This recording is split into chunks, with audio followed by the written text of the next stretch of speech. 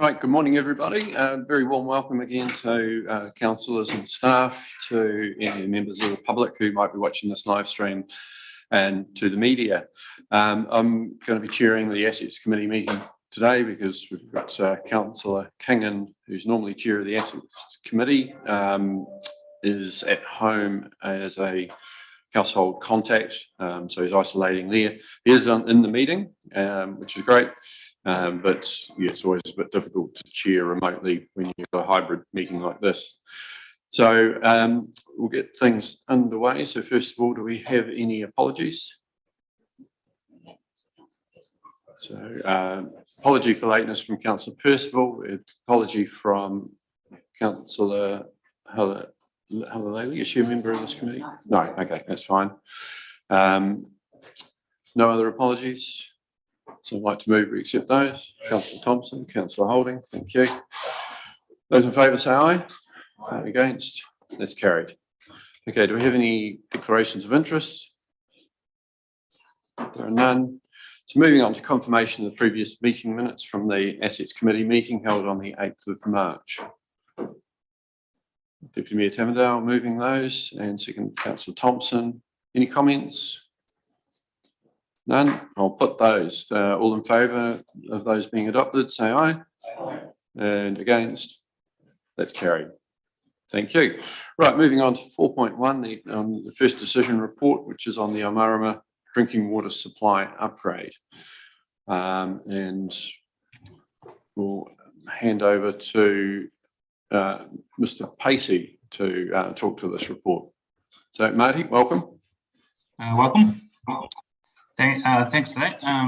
Yeah, so this is just an update of where we're at with the Omaroma drinking water upgrade, and asking for extra funds to be able to complete it to the new standards. Effectively, what's happened is over a couple of years, new standards have been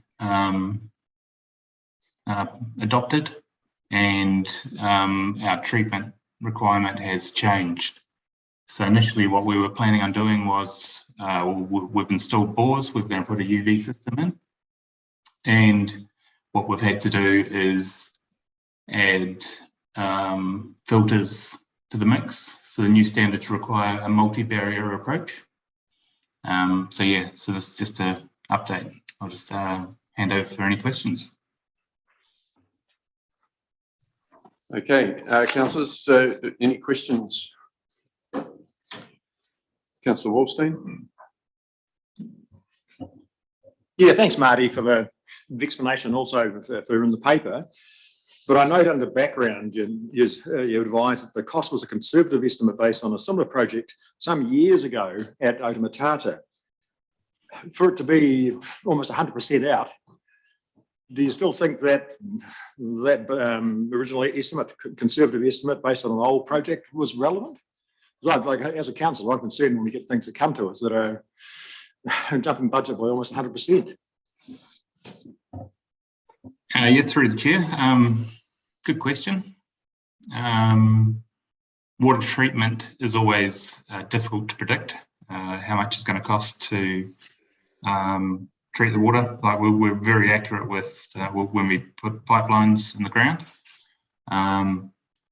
The main issue is when you don't know the quality of the water that you're going to be treating, it's quite difficult to assess it. So what we were going to do was have a modular approach, which would be we'd install UV, and if we needed to, we'd put filters in front of it.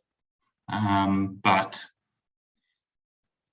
yeah, so it may have been that we had a treatment system that was compliant most of the time, and then during a rain event or whatever, and it wouldn't be compliant. The thing is, with new standards, we've got to do the full treatment, the full multi-barrier approach now. So it is what it is, unfortunately.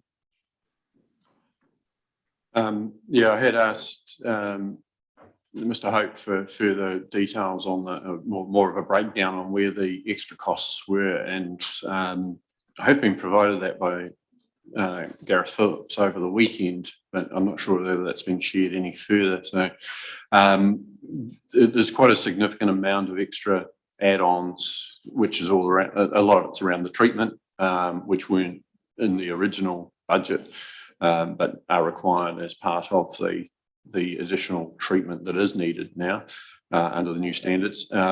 Also, we hadn't factored in the cost of the land, which itself was $235,000, I think it was, because we weren't going to be putting it on a different site at that time. So, I'm reasonably satisfied that the original was probably near enough for what it was intended to be, but this is a higher standard.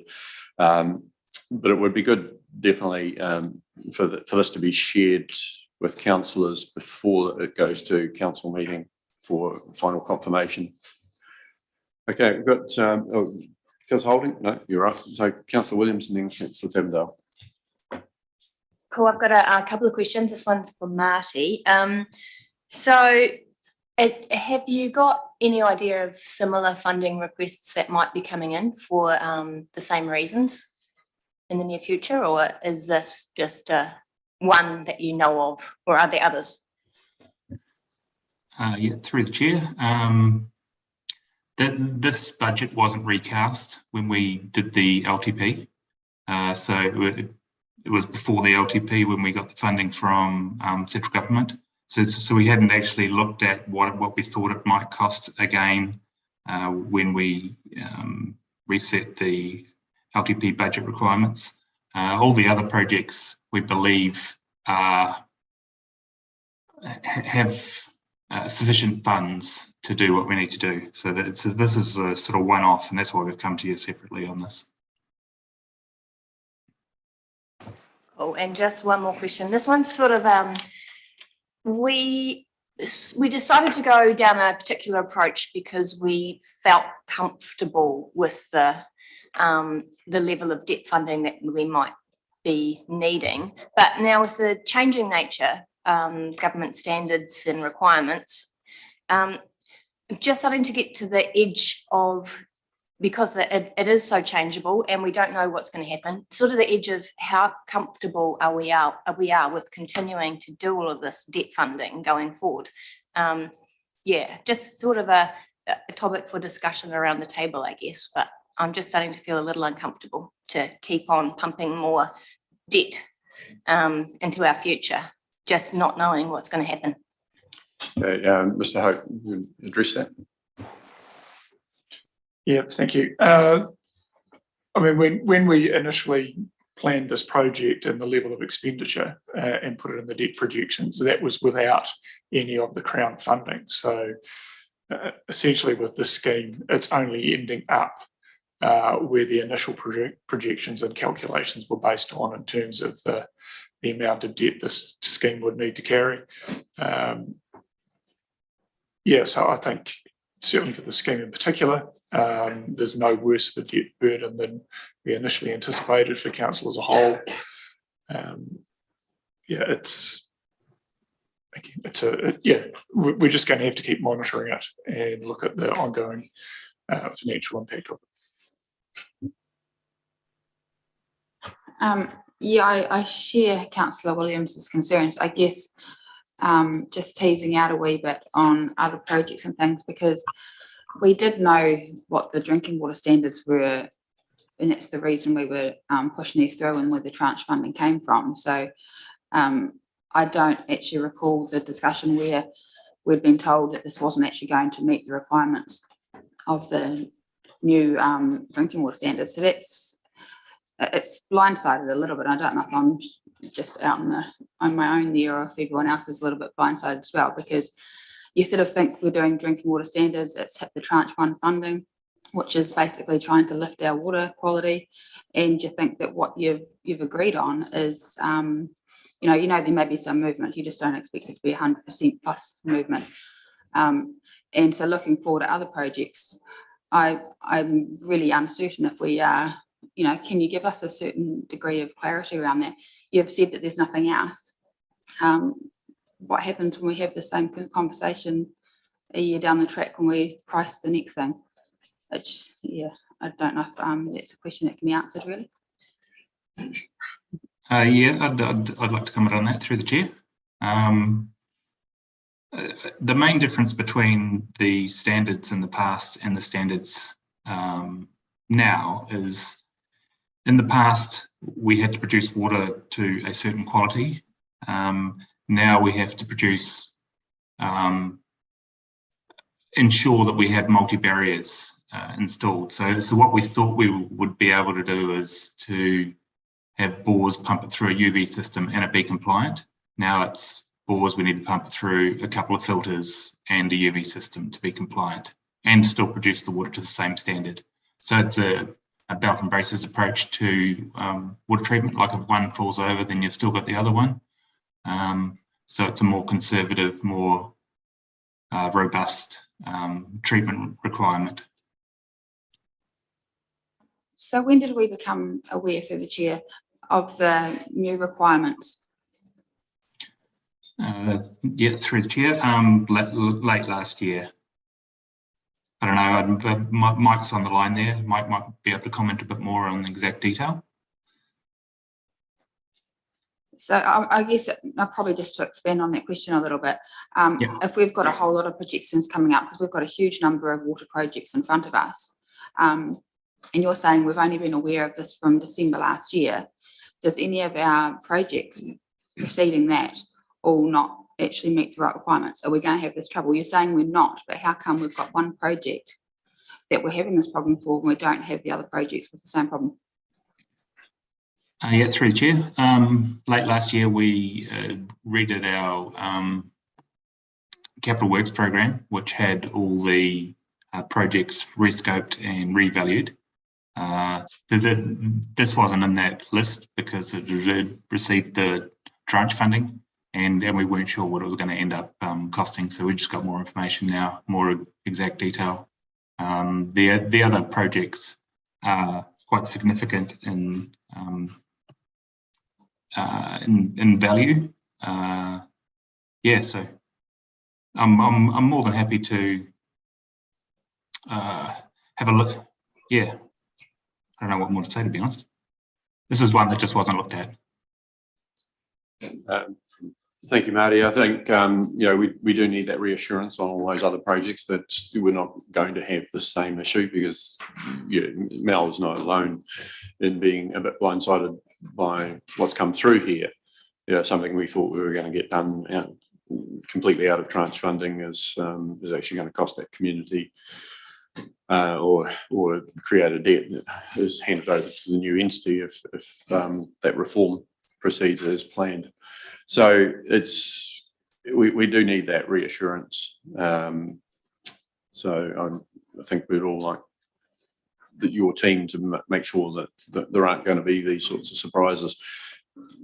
Bearing in mind that we are in a situation at the moment where supply chain issues and so on have pushed prices up and may still push prices up, but equally it's understanding that what you have priced out is meeting the standards. So I think that would be would give us some reassurance around that. I just asked Mr. Goldingham whether he's got anything else he wants to add. Yeah, hi there, guys. I joined a bit late there, sorry.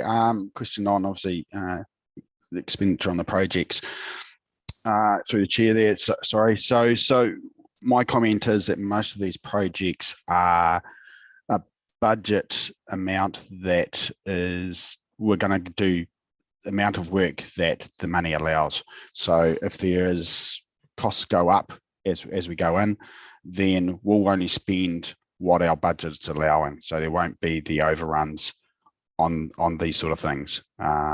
So where there's treatment plants and stuff like that, yes, we have got OHEL. So there's one that we may want to update our costs in once we know where we're at.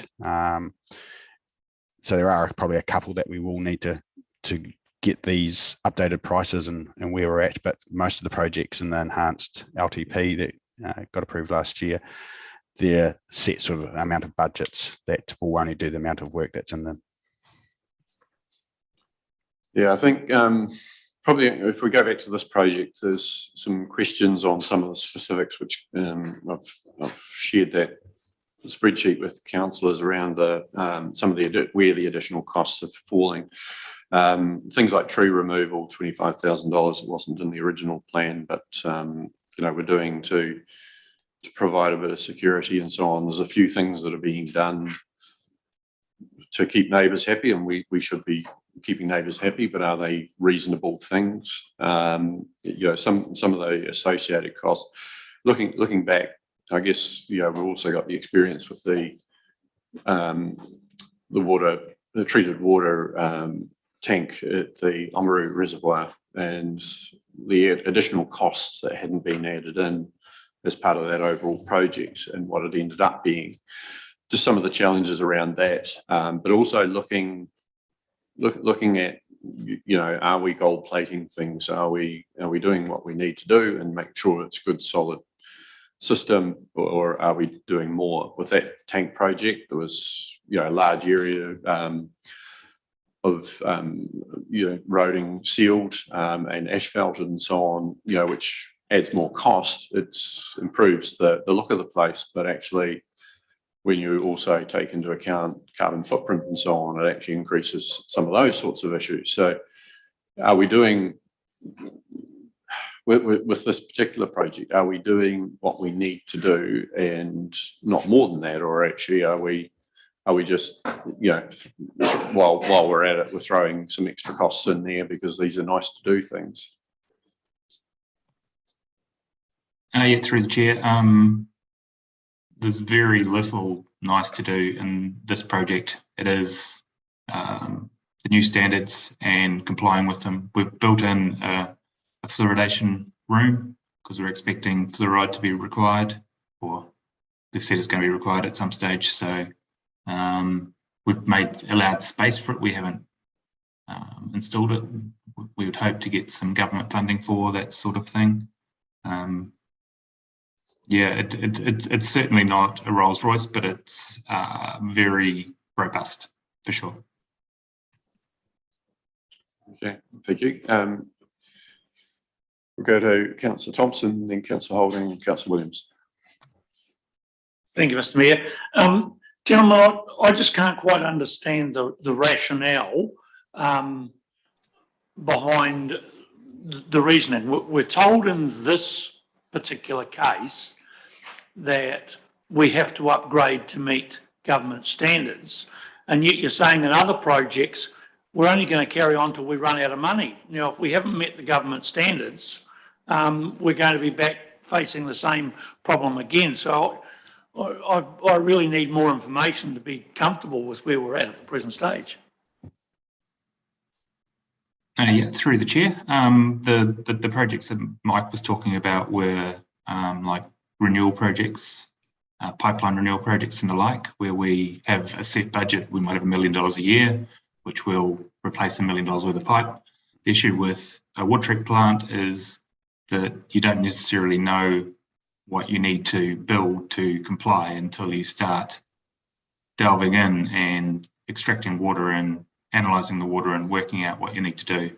So there's very few projects which are like this in our Forward Works program. Most of them are renewals and the like.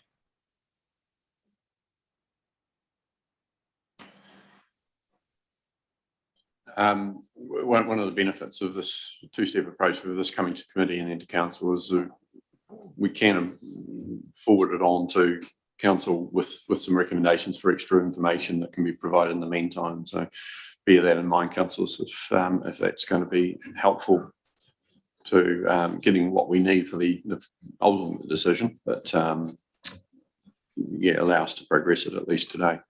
Councillor Holding. So did I hear you say, Marty, then, for example, the fluoride room, you're anticipating that it might be 200,000 later, but then it said you might have some government funding. And so are you saying that some of this money, if we did approve it, you won't necessarily use it all? But there's a lot of mites in there, and it kind of was quite hard to swallow. This report is sort of, the questions are there and the answers there, but it seems to be a little bit of a nonchalance about it. I think it is what it is, but it's actually 100% that's Yeah, it raises a lot of questions.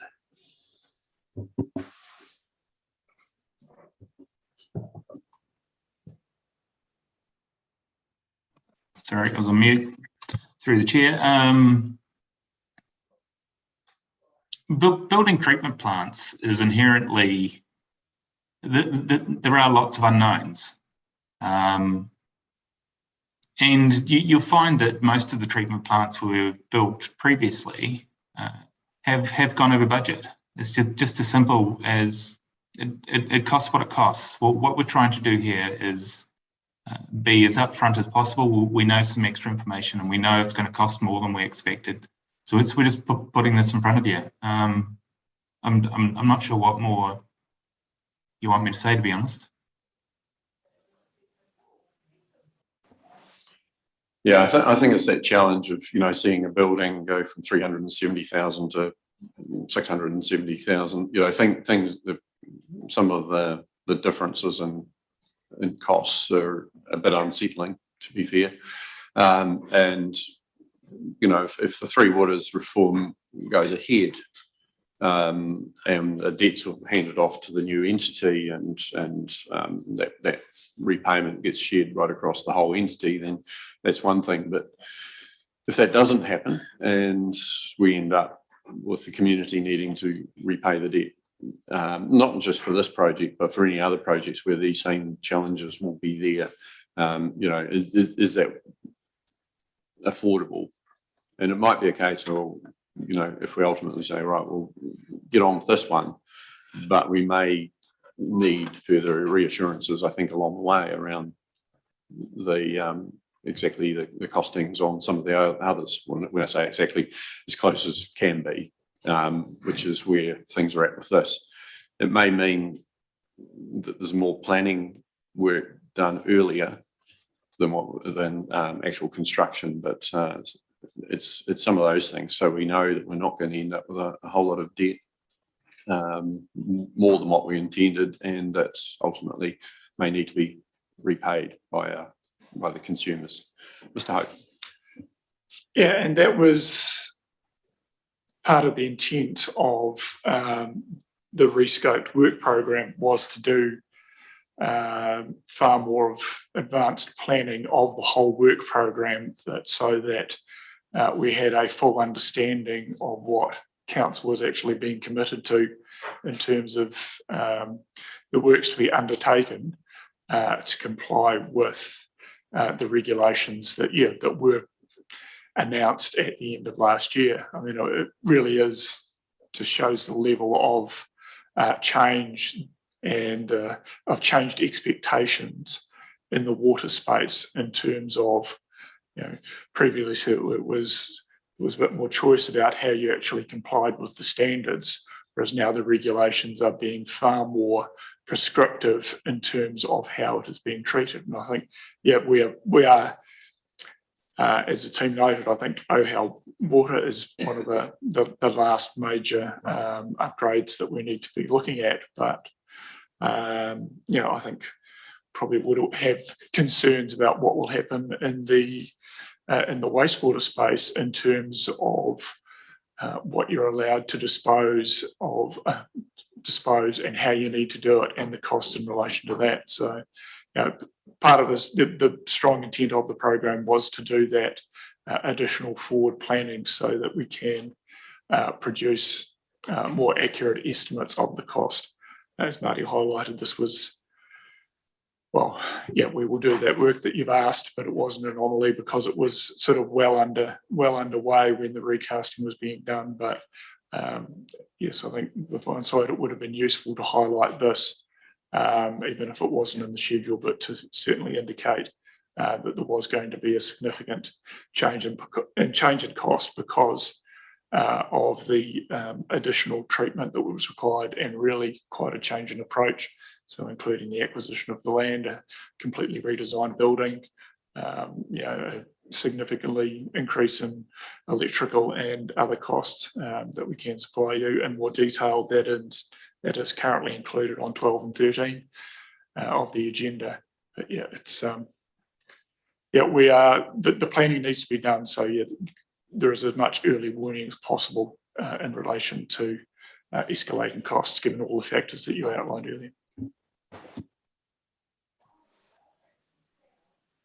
Thank you. I'm just going to go to Councillor King before we go to Councillor Williams. So, my questions have been pretty well answered, really, but I think it has been good to actually ask all those questions, and I think it's a message to the team that going forward, when that we have probably a more accurate idea of what the actual costs are going to be. So that's going to be part of your planning and part of your progress to bring it all to us. So I mean, we don't want to be faced with every upgrade with similar sort of circumstances, and I think that's the message. thank you, Councillor King. Councillor Williams. Thank you.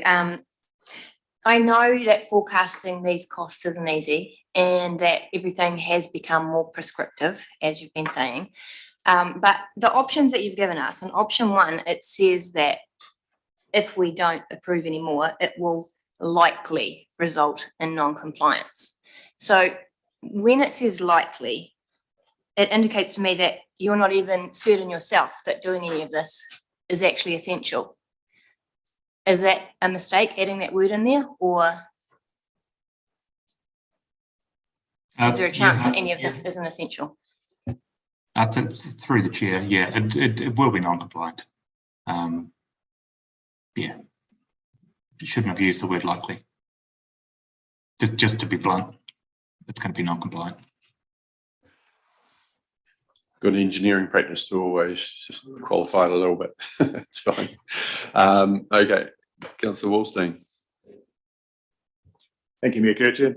Just a second question, Marty. On the page 14, under conclusion, the report states that it's proven that quality projects are undertaken, which we all agree. But I think the rider to that is the quality projects also need quality price estimates. And my question is that I read somewhere in the report that a lot of the costs in here are based on consultant costs, and a lot of the planning has been done by consultants.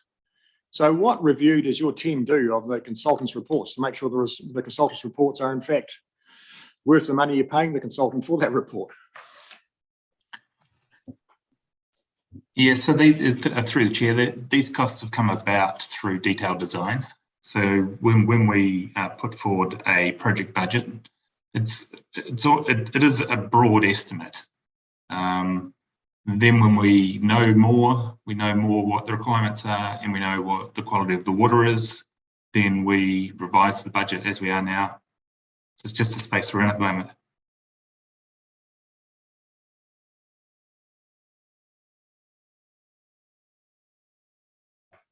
But my point regarding consultants, Marty, what review does your team do of the consultants' work? Or do you just accept it as a carte blanche, fait accompli? Yeah, through the chair. No, not at all. The consultants' reports are reviewed by my senior team here. There's a robust review process over multiple sessions, working with them, making sure that they've scoped the projects correctly and they've covered everything that we expect them to cover. Yeah, so the review process is very robust.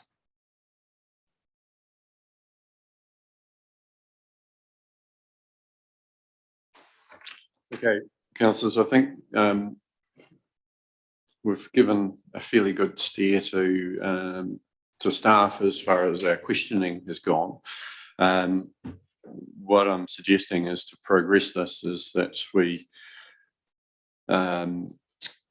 have a motion which basically the Assets Committee requests further information on costs for this project and other Three Waters projects proposed to be carried out in the next 2 years, and that council, and subject to that council approves, and then the wording of the motions that we've got, the recommendations that we've got in front of us.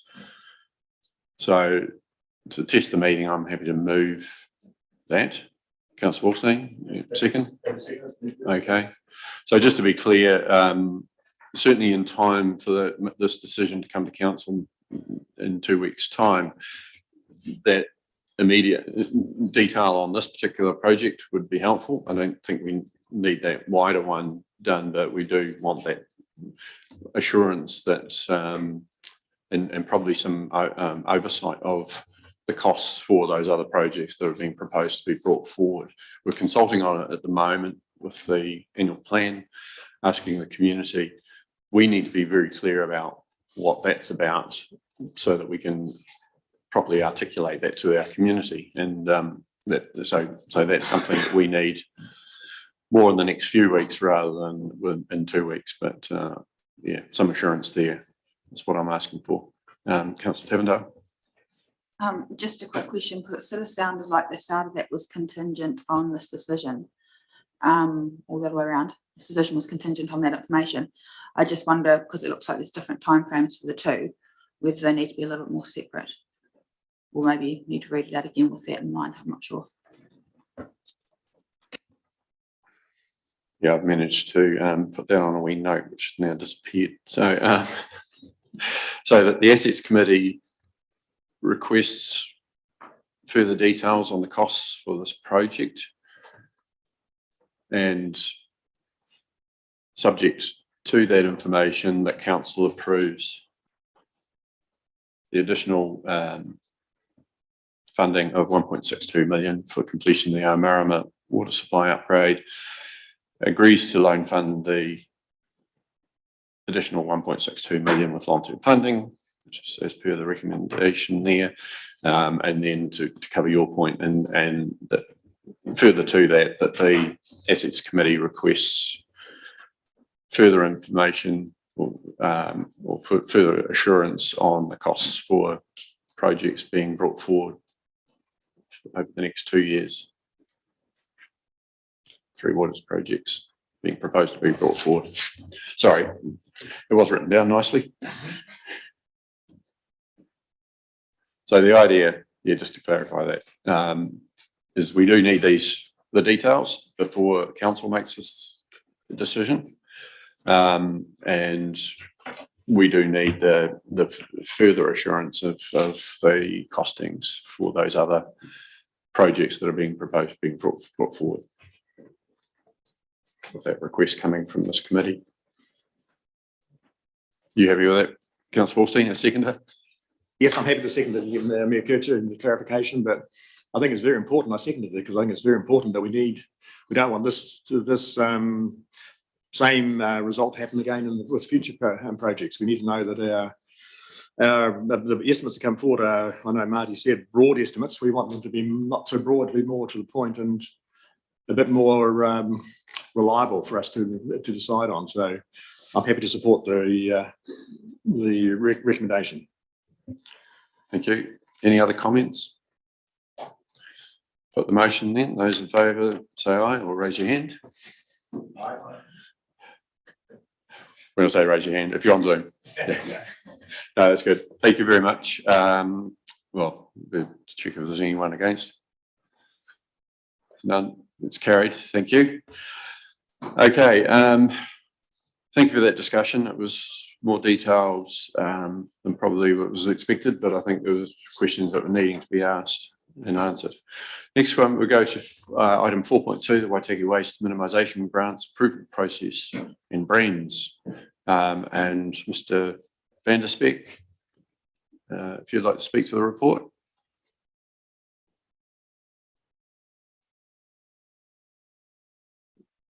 If you are there, Eric, you're on mute. Hello, it's Lucianne. Right. Thank you.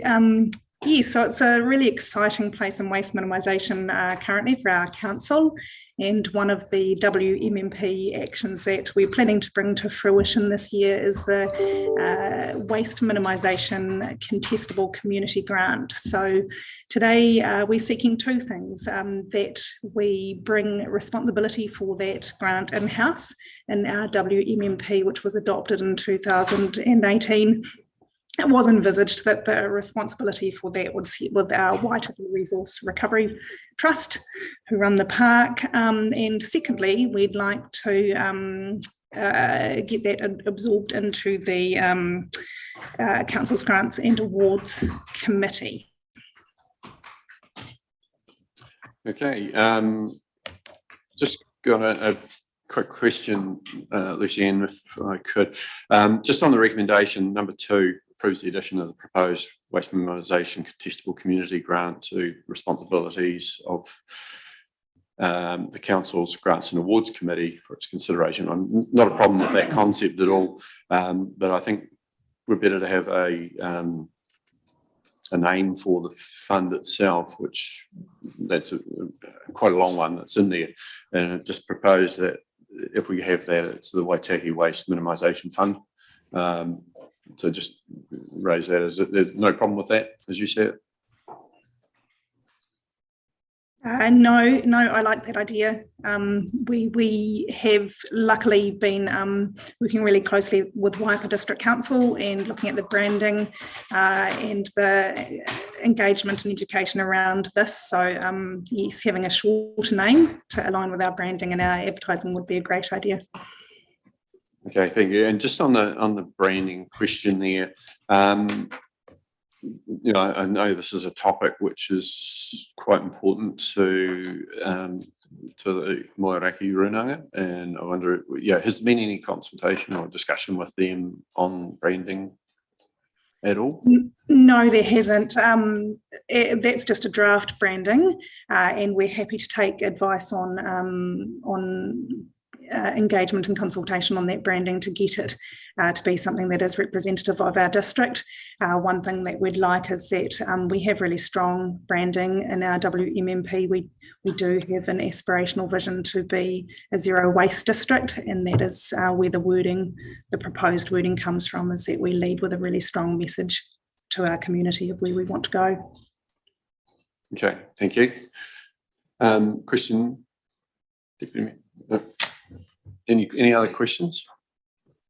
Councillor Holding and then Councillor Thompson. This might be a question for you, Mr. Hope.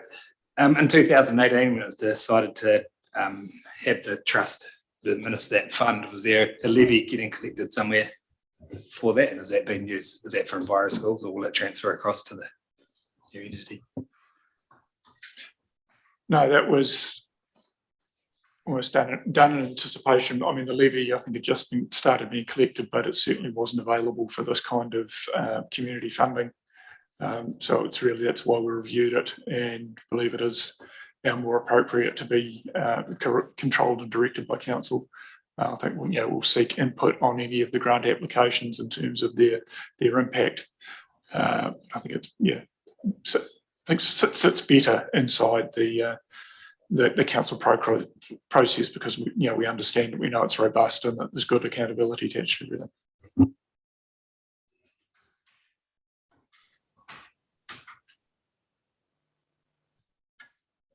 Councillor Thompson. Thank you, Mr. Chair. I'm happy to move option 1. So the recommendations we've got on page 15. So there's 3 parts to that, and just note modification to number 2, just referring to the name of the fund. So, yep, okay. Deputy Mayor Tavendale, are you seconding? Can I just ask? If I can just ask one thing, if we can add to number 3, just noting the Mayor's comments around working with the Runaka on the logo, I think that'd be good to add to the end of that. You're happy with that? Okay. So, councillors, reasonably clear on what's being moved. Okay. Any further discussion? I shall put that. Those in favour say aye. Aye. And against? That's carried. Thank you, Lucienne. Thanks for your work on this, and yeah, we look forward to having a bit of say in how that funding is used, and make sure that we're using it for the good of the Waitaki district. Thank you. Great. Thank you.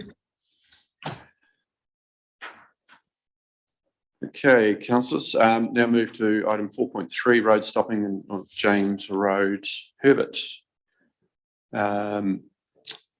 Hope, it's you. Right. Yeah, and unfortunately, Mrs. Julius isn't available this morning, so I'll cover this one, but felt I could probably cover all the details you needed, which isn't very much. This is, a straight piece of road ringed through the middle of a private property, so we're looking to close it and then dispose of it following our normal process for this kind of property. So happy to answer any questions. Okay, any questions? Councillor Williams. My question is just that it looks like the road carries on and goes through other private properties. And so why are we just selecting that section as opposed to the part, if you look at the map, there looks like there's even a part of the road that runs through a house. Yeah, we only act on requests, and basically the person making the request fully funds the process. So we don't see it, sort of reasonable for them to fund something that they're going to get no benefit from. So yeah, it is pretty much a very reactive process. Well, I think following on from that, is this an opportunity to talk to the owner of that other property and see whether they would like a road through their house or not? Yeah, we will. We'll follow that up with the adjoining landowners and see if they want to participate. It does seem like it's a good opportunity. Okay. Deputy Mayor Tavendale's moving that. Councillor Thompson seconding that. Okay. Any further discussion? Those in favour say aye. Aye. And against? Jim had it. Oh, sorry, Bill. I'll I've got take that something back. really important to add. Look, we've got these roads all over the district, and sometimes that road could continue on through several properties who've got no interest in doing anything different. So I think we just take each one as it comes. This one's pretty straightforward. We do it, but they really are all over the district. Yeah, I think if we do look at opportunities to talk to neighbours and things, other people affected by the same road or paper road, it's an opportunity to spread the costs a little bit more, and if it's not adding to the workload in any too much of a significant way, but to actually realise, because obviously we do get a little bit of payment for the giving up of these roads. So that was just the idea behind that. So anyway, I'll put that again. So those in favour say aye. Aye. And against? That's carried. Thank you. Okay, on to memorandum reports. Omaroma street lighting controls, and Mr. Harrison, hand over to you. Good morning, councillors, and thank you for the opportunity. It was just an update to see to explain to you where we're at with the street lighting. We have changed the LED lights, and the opportunity now is around developing those further. So to actually maximise on the reduced cost of maintenance, or to reduce the cost of maintenance, and then ultimately we'll be able to measure the true power usage, and we'll be joining the discussions with other councils for being able to bill by the actual power used rather than time of use that's currently there. So there's a few opportunities, but this was just an update to let you know where it was heading to. Our challenge is getting it for the last period of time. The last 12 months, we've been looking around the right space to put the transmitter on this. So we've now identified a spot up on Eden Road, and we're just going through the installation process on that at the moment. Happy to take any questions. Okay. Councillors, any questions? Councillor Percival. Yeah, Mike, how important is this in the big picture? I mean, it seems to me that you've got 80% possible. Guy, can you turn your mic on? It didn't go on. There we are. So start again, do I? Yeah, Mike, how important is this in the whole overview of the whole roading system? I mean, you're talking about an 18%, 32 grand a year saving.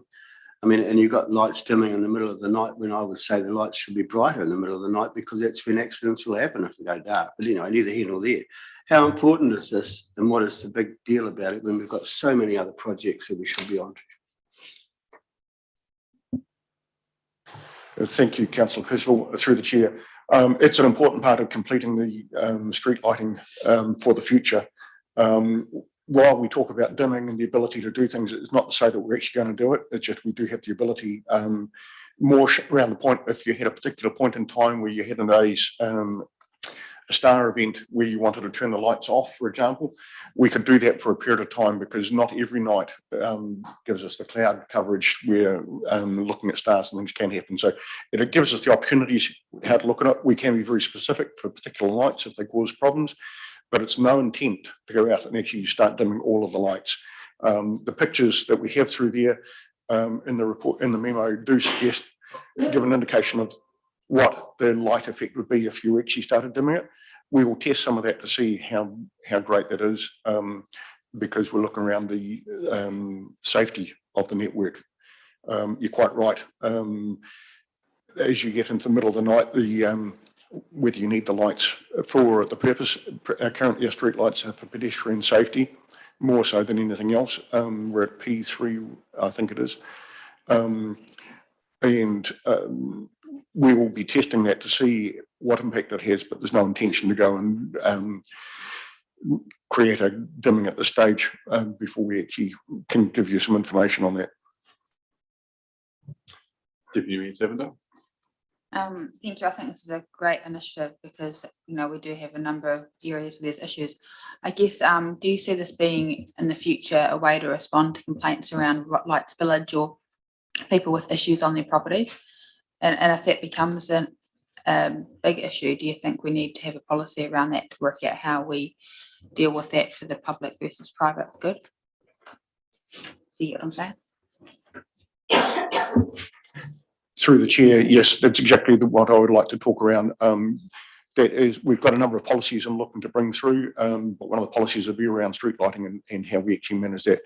The most significant benefit out of this right at the moment is a reduction in safety, increase in safety, but reduction in safety costs, because we do know that a very real cost, and it's getting bigger and bigger, is traffic management. So this enables us to do all of our planning rather than reactive for our maintenance of our streetlights from the computer, from within the office in the daytime, rather than having the nighttime activity. So that has a very material impact on maintenance costs. But yes, do want to actually look at specific ones, specific lights with the specific opportunities. And we've got 1 or 2 spots identified at the moment. We will actually try that and talk to the people directly. Councillor Walshley. Yes, thanks for your report, Mike. Just a couple of questions. Going back to the control of the lights at night, what sort of area of control do you have? Do you have just like a whole suburb, or can you go down to like a street and reduce the lighting in a street rather than have to do just a much bigger area? And second question is, what's the life of the system? It's going to be about 12.5 years to repay the capital cost. So what's the projected life of these sort of systems? So 2 questions, scale and life. Through the chair, we can come down to individual lights for controls, and obviously with streets, but it comes down to individual lights. You'll notice on the top of the lights at the moment, you'll see a little, it's just a blank cap at the moment, but that's going to be replaced with a NEMA plug, and the NEMA plug is the important piece that does the receiving and transmission back again. So that's the key part of it. At this stage, we understand that those have got a life, proven life of something close to 15 years.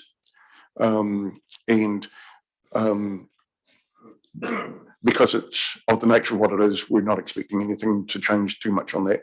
The actual software to actually run things is like any other software. It'll continue to be updated, and it's a computer sitting in a shed. So there'll be some maintenance costs over the future. We're not aware of what they are at the stage, but the street lighting is initially that we had a 10-year warranty, let's say a 10-year expected lifespan on them. At the moment it's 15 years, and there's everything to suggest that it could be up to 20 years. the biggest thing they found was the cleaning of the lights was for dirt and cleanliness of them. Initially, that was expected that you needed to go up every 5 years to actually clean them. We're told now from Los Angeles, particularly, that the lights will go for almost 15 years without having to be cleaned. And they're finding that when they do go up and clean them, it's related to the original installation rather than actually an environmental degradation. I've just got a couple of questions. I mean, generally, I'm in favour of the principle of this. The questions are around, first of all, have we just looked at this from a road safety point of view versus a community safety? Generally, people feel more secure if there's better lighting around properties and those sorts of things. So does that aspect, has that been taken into consideration? So we'll get you to answer that first, if you could. Thank you. Through the chair again. There is no limits to this really. It's not so much of a road safety as around a community benefit around how we do it. It's around reducing our operational costs and managing it. There's a very significant benefit to the community through, if we were looking at changing to a 70% of the light, that could extend the life of the lights by anything up to 5 or more years. Remembering that with LED lights, because they've got so many diodes within them, that they don't just go out, they'll decrease over time, so we can actually manage things.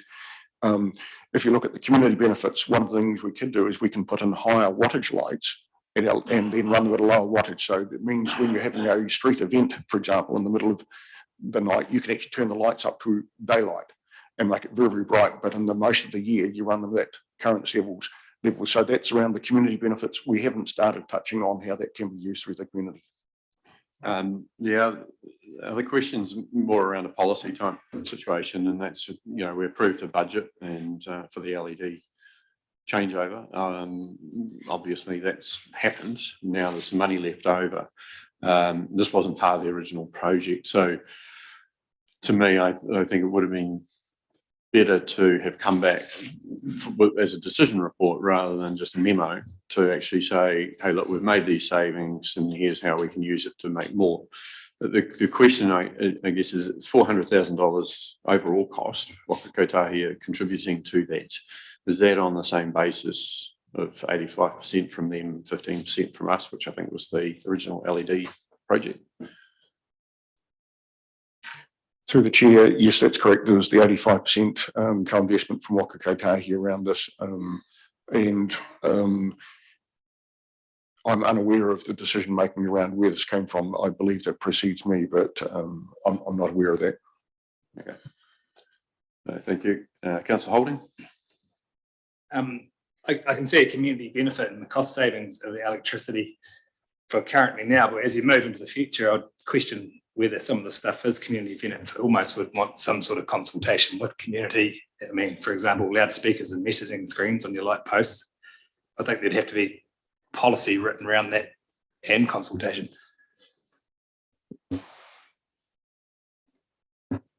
Through the chair, yes, there would have to be consultation around that.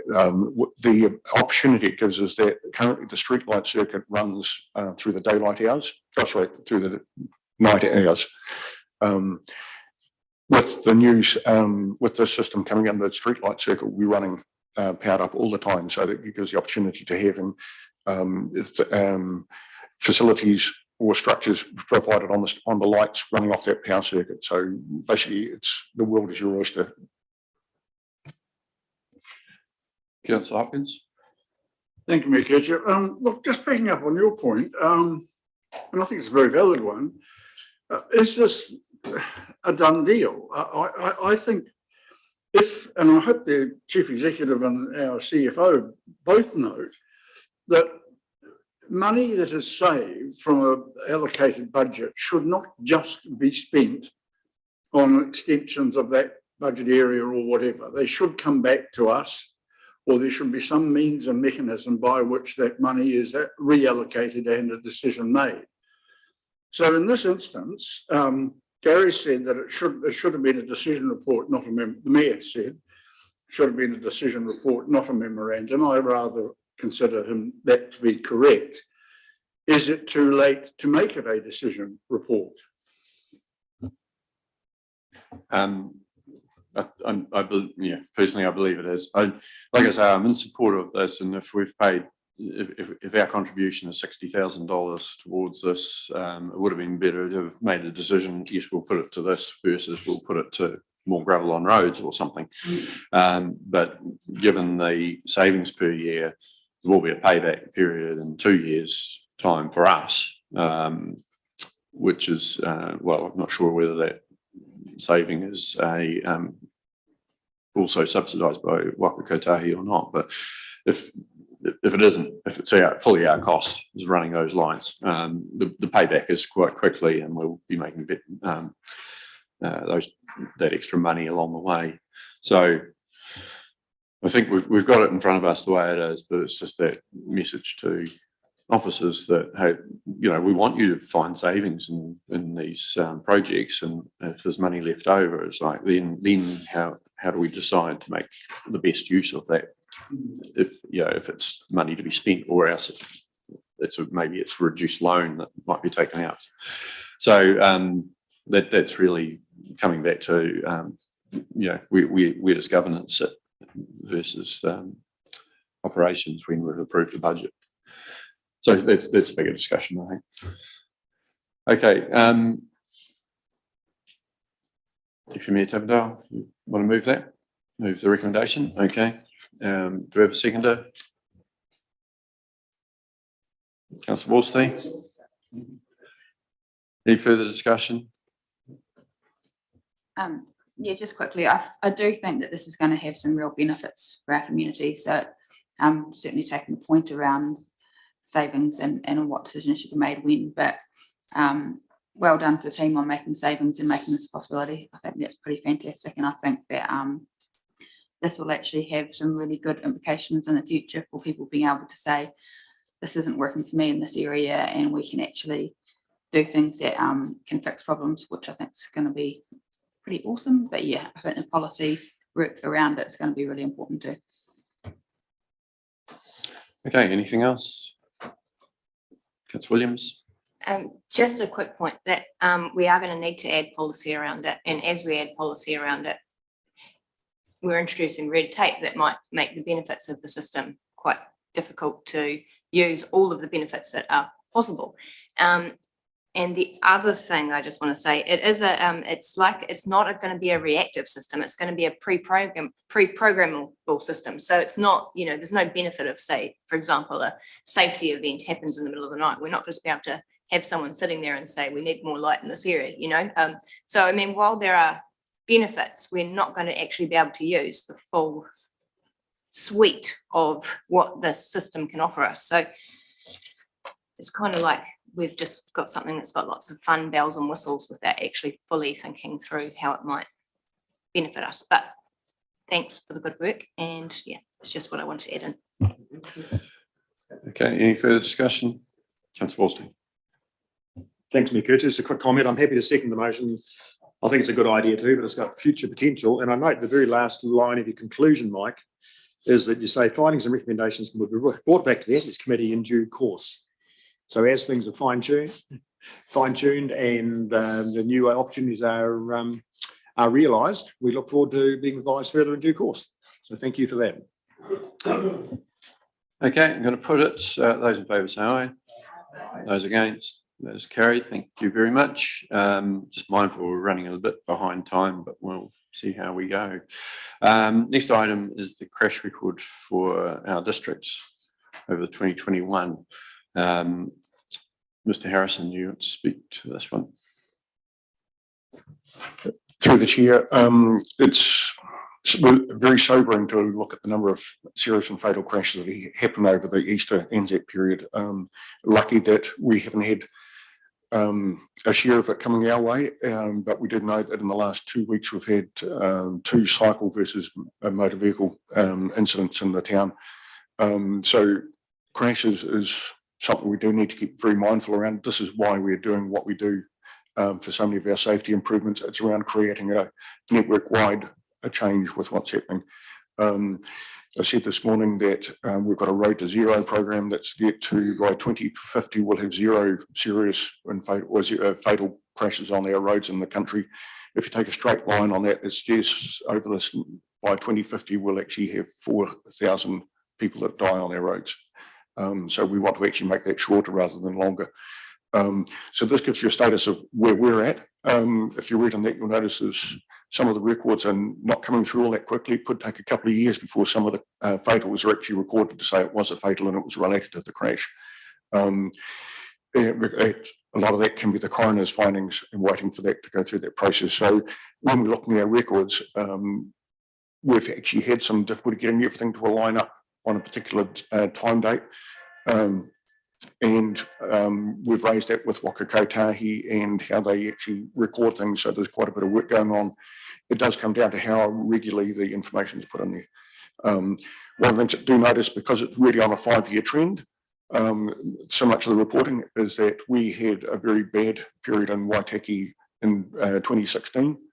And when you look at that trend, it's at the moment showing that we're actually on quite a steep downward trend where it's actually getting so much better, but that's around what we were bad in 2016. So moving on a year, what looks downward is going to start to level off. And after 2017, and another year, 2 years out, you would actually have a trend that's actually increasing the serious and fatal crashes in Waitaki. So statistics are wonderful things. So we are concerned because it's, at best, we're at the moment, we're level pegging, we're not making significant reductions. Councillor Thompson. Thank you, Mr. Mayor. I'd just like to ask a question around page 30. We talk about intersection crashes account are at 26% of the vehicle accidents we have. I note there are other councils currently being pursued on the maintenance and safety at intersections in terms of vegetation overgrowing signs. And in fact, the coroner's decision on a previous case, I think in Ashburton, talks about the fact that the sign was obstructed. Do we have a current policy or a practice of where we monitor? Because I presume our roading contractors are expected to do this, or do we actually monitor and make sure that signs are visible and working?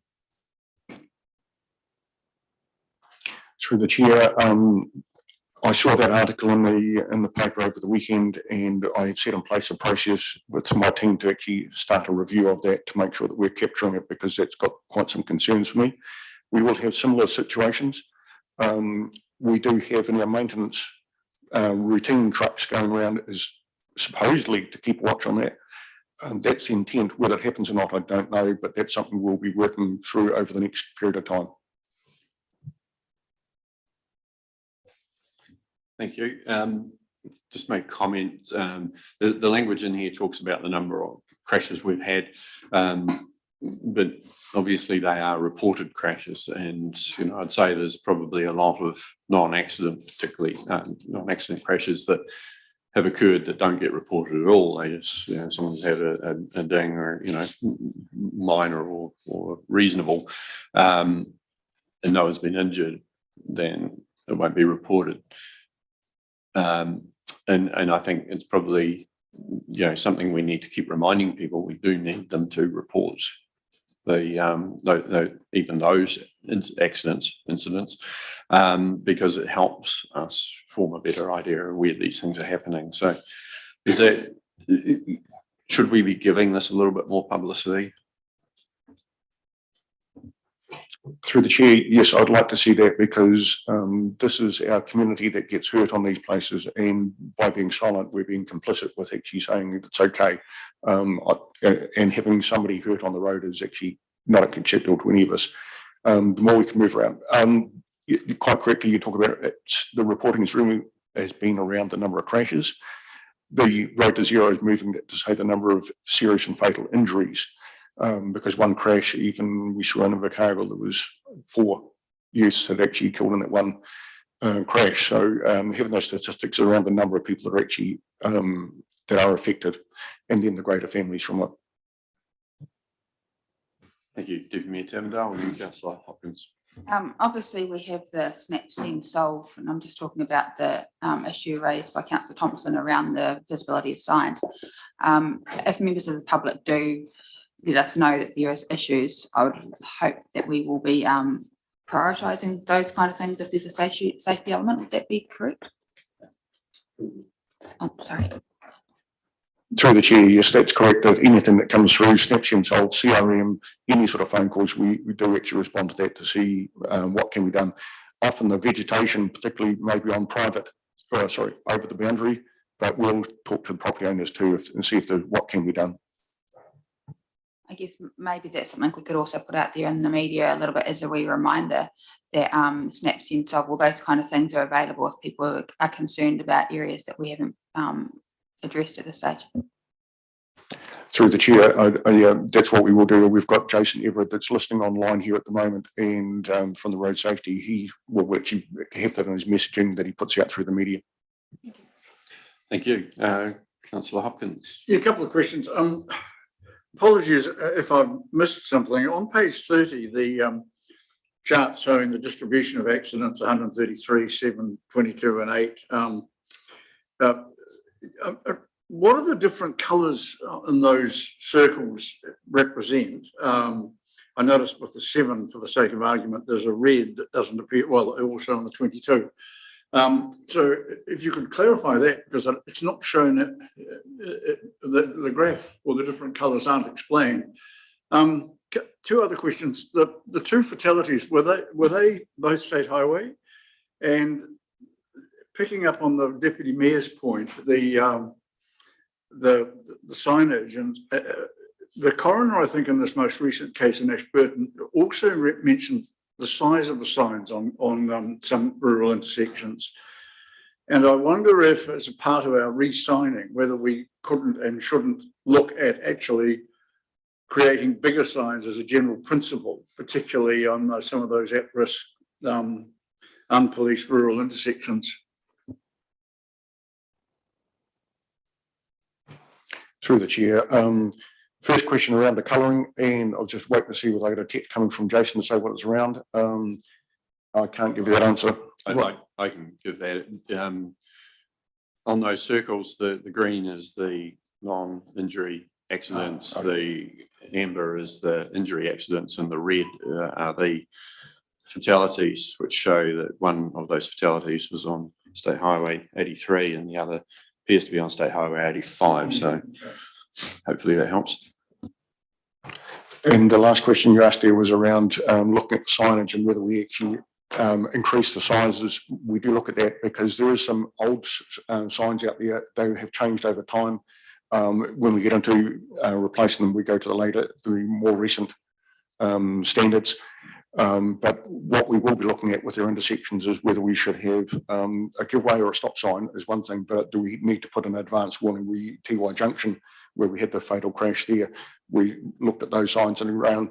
We did have a compliant, but we actually says, can we do something different? So we'll look at that.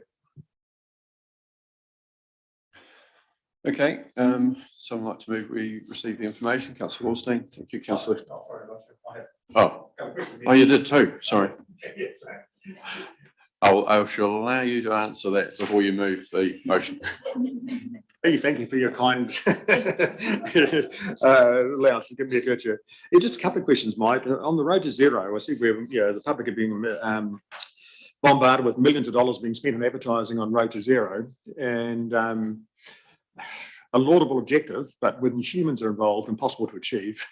So, I'm all in, especially around the schools. I'm all in favour of that. But just a couple of questions. The road to zero appears to be moving towards softening the public up for speed limit reductions. And is there anything like that which is coming through to the road safety team at council? And just a little one comment, for example, is that in Wanaka the weekend, the main street of Wanaka, the speed limit is now 40 k's an hour, whereas the main street of Omaroma is still 50 k's an hour. So there's just one little change which has been made somewhere else in a built-up zone. But I do read also in the road to zero publicity talk of major highways being reduced to 80 k's an hour speed. So have you got any comment on what the road to zero program is where it's leading us to? Through the chair, I did get a message over the weekend that the last week, the setting of speed limit rules went through Parliament and it was passed over just last week. So that new policy, the new act has come into place. And we talked about that previously around what it means. We've done it on it'll be done now on a regional basis.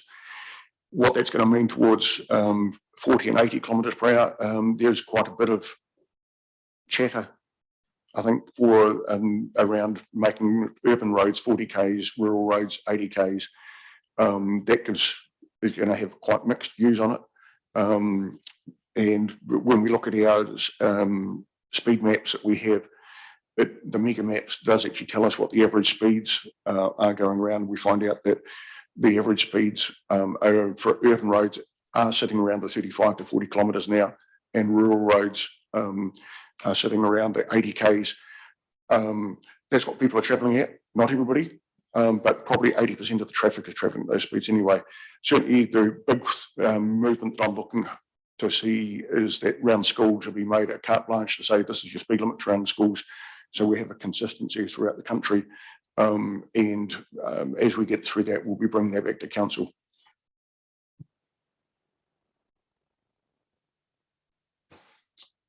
Okay.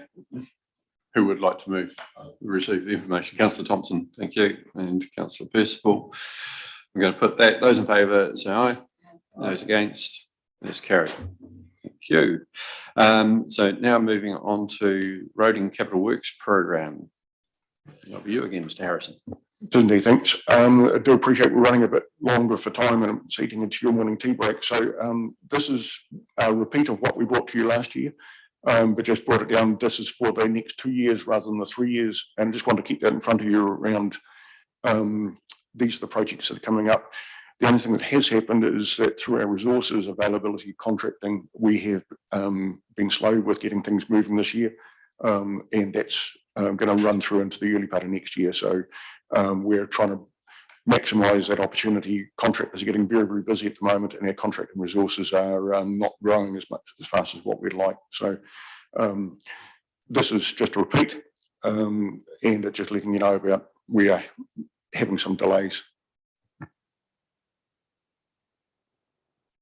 Any questions, councillors? Councillor Percival.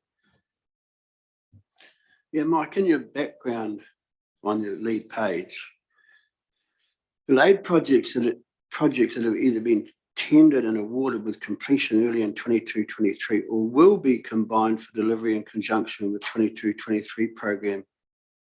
I'm not quite understanding that. Does that mean that those that were awarded 21-22 that weren't done, they've still got the funding in place from NZTA and ourselves? It's all in place, but they haven't been done, so they're carried forward, but they're not then combined with your 22-23 program. If you're having problems getting contractors, well, you were last season, how on earth are you going to complete the work that you've actually programmed or putting out for tender for the 22-23 again? I'm not understanding how you're going to be able to complete the work that you're actually going forward with when you haven't done what we've had approved for in the past. I hope you understand what I'm saying. I do indeed. It's a bit challenging through the chair again. What we've got is we've got projects that we have let contracts on, but as part of letting those, we've given them a time frame, so it goes into early next financial year for them to actually complete the works. We're looking at the works for that haven't progressed and seeing how we can combine those within those current contracts. So the money is carrying forward. The money is assured from Waka Kotahi for them because it's a 3-year allocation. And we're just looking around how we can actually make it more attractive. The resources we've got from, particularly locally here from Whitestone and South Roads, we've been talking around what they have. So we're trying to bring that work together so it works well for them. The likes of, we tried Downer, did some work in the main street here. We were trying to get them to actually do our Eden Street work, but the ducks didn't actually align on that point. So we have given them a bit more of a time frame to come and do it. They're the right company for it. So And that was part of the tender we put out there to negotiate on that. We're trying everything. Thank you. I mean, we can all probably put forward roads that we think should be on the list. And unfortunately, we can't afford to have the list as long as we would like it. But I do note Wansbeck Street is an example of a road that does seem to be very bumpy along it. And I would have thought it was, I don't know whether that is a primary collector road or not, but it's one that does get used a heck of a lot. Is there an overall list of the hierarchy of these different roads as to where they actually sit? Through the chair, Wansbeck Street is one that I personally would like to actually do something with to improve that. There's a lot of service trenches and things that have been put across here that made it quite lumpy and bumpy. The opportunity there would be around if we could actually get the junction intersection and working as it should do, it would actually help clear that up. So as you make roads smoother and more palatable to drive on, it does attract traffic. So yes, we would like, whether Wansbeck Street should become a primary collector and you de-energise all the side streets around that so that they become more residential focused. That's part of the planning. So that's part of what we're looking through with our transport plan, and we'll be discussing that over time. Thank you. Councillor Hopkins. Yeah, look, just picking up on Councillor Percival's point, and it's a matter raised in the Power Committee meeting this afternoon in open session, in the public session. It seems to me there is something systemic here that officers need to confront both amongst themselves and with us. That this issue of delay, it is endemic, and it appears to be across the board, not only with roading, but Three Waters and other areas. In this instance, what's delayed? And is it time to start stretching out programs or taking items out of programs and allocating them in different funding bands or something of that sort? Because it does seem to me that there is, as I say, a systemic issue here, internal or external, relating to the sector, workforce availability, all sorts of things, that we haven't actually conceptually addressed and resolved. What's your view?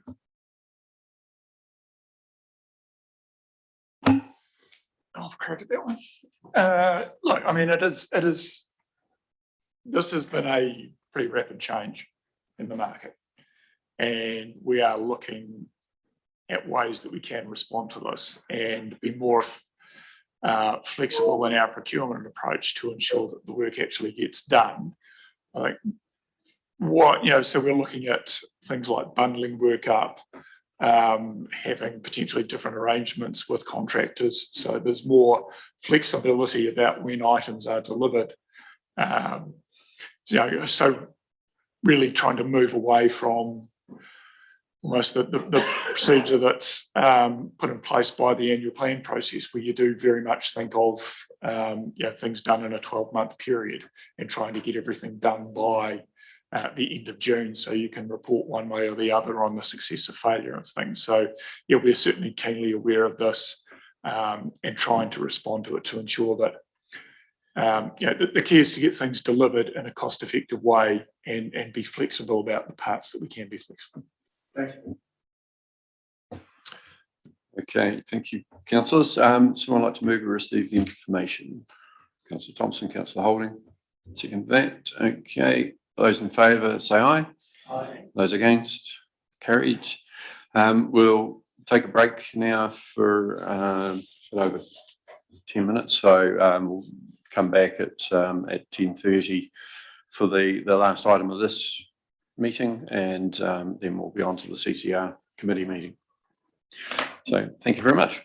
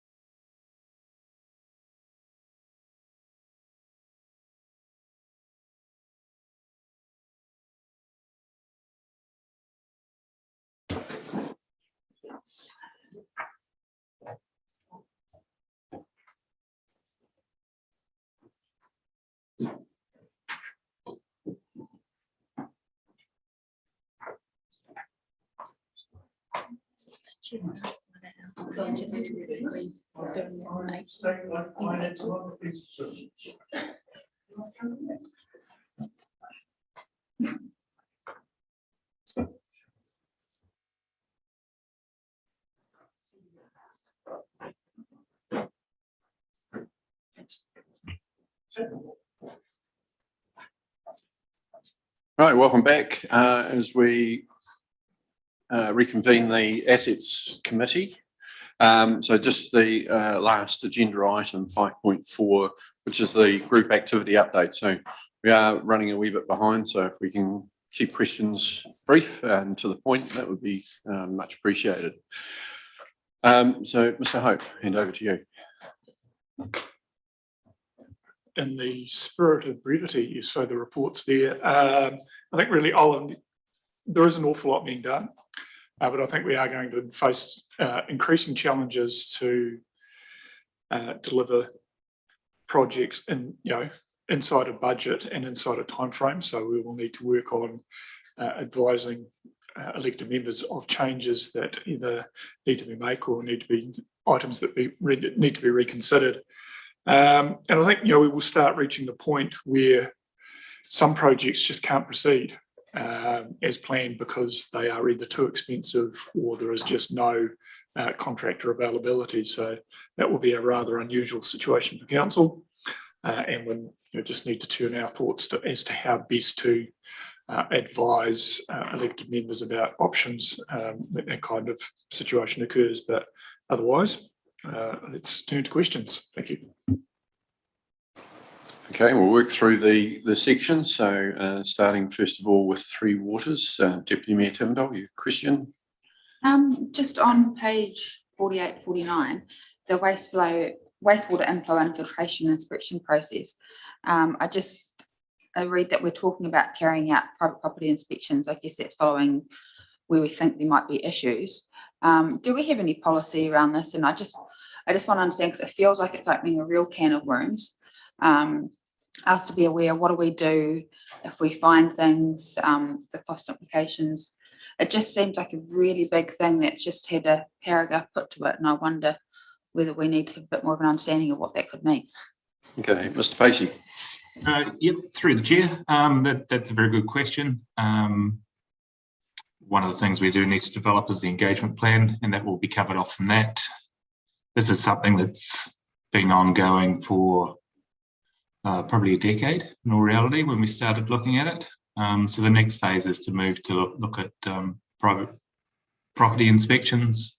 It was done last in the early 90s, and they found a lot of connections which need to be addressed. So it's something we're going to have to work through, and we're going to have to develop some policy on it for sure.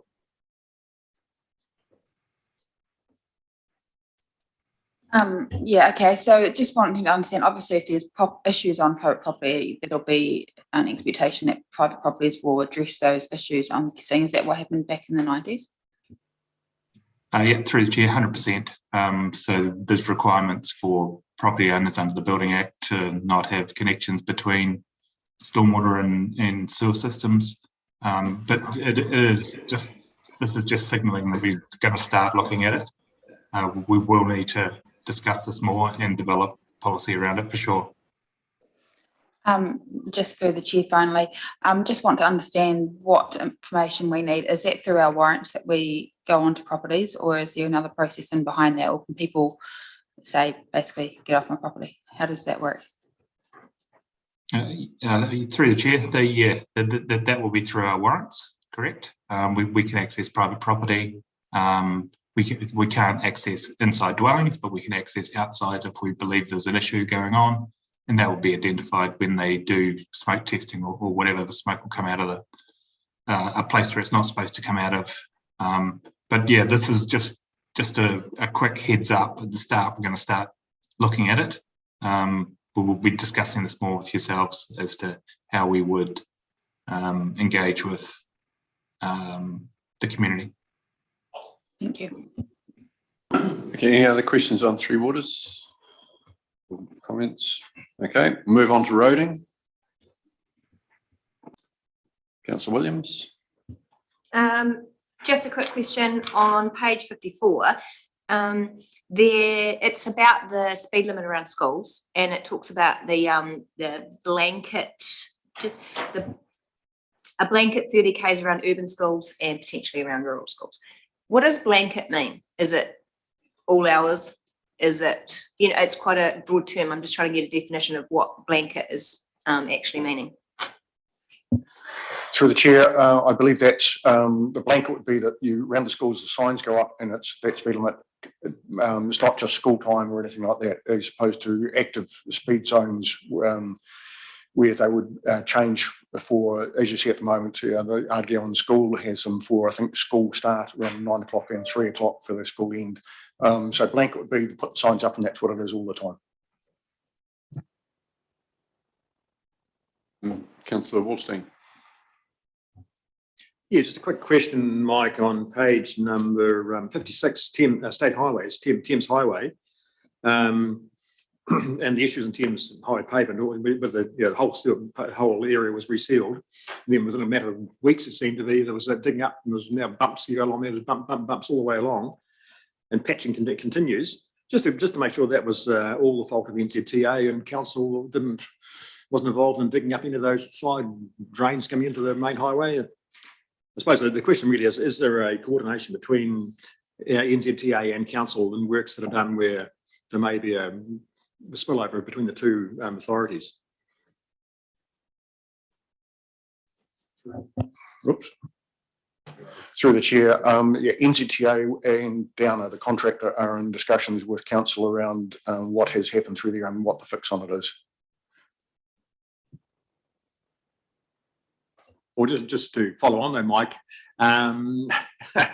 is there any likely blame that can be attributed to council, like or is it lack of planning by NZTA and Downer?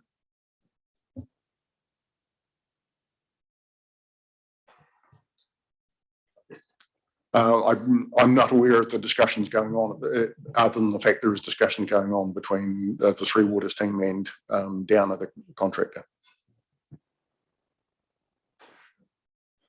Yeah, just to follow up, my concern, Mike, is that you've probably heard in the past too, that no sooner a road gets tar sealed or repaired, next minute bang, it's being done up, it's being dug up.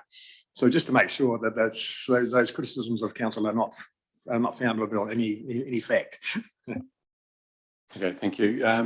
Deputy Mayor Tavendale. Just a few quick questions. On page 55, the survey of sealed roads that's being undertaken, is that something we can feed into NZTA to try and explain why we've prioritised work programs certain ways? The survey of sealed roads, you're talking about basically looking at the road deterioration model, and if we're spending enough, obviously we could be always spending more, but we're confined by what NZTA approve. Do you see this as a good tool to try and encourage NZTA to understand why we might need more funding? Through the chair, that's exactly what it's for. We actually had a very good case in a business case that we put up last time. NZTA didn't manage to have enough money to come through and support that. So we have to respond to that. But at the moment, we use it for making sure that we work in the right spots, or the spots with the greatest need to maximise our life of our asset. But we also use it for funding applications as well. I was going to say, yeah, the evidence base is probably a great tool for us. And just over the page, two quick things. The WorkSafe rules changing. I'm guessing that will be have an implication on costings, but you won't have too much of an idea what that means just yet. Would that be right? Through the chair, very much so. All the councils are really a bit flummoxed around what it's really going to mean, how it's going to apply. It'll work very, very well for the big highway or for the category 2, category 3 highway roads. As you get to the low volume roads in our network, where you have the contractor who wants to come and cut the hedges along the side of the road, it's going to be quite a challenge. And the team talking at the moment is we can see as many opportunities as there are problems.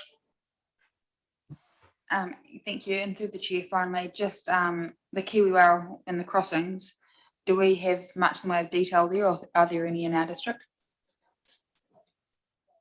Through the chair, I did see there was 2 in our district, and I've thrown my hands up in horror with those at the moment. So it's good that they're talking to us early in the piece, and we'll keep on talking with them more. Thank you. Councillor Kingham.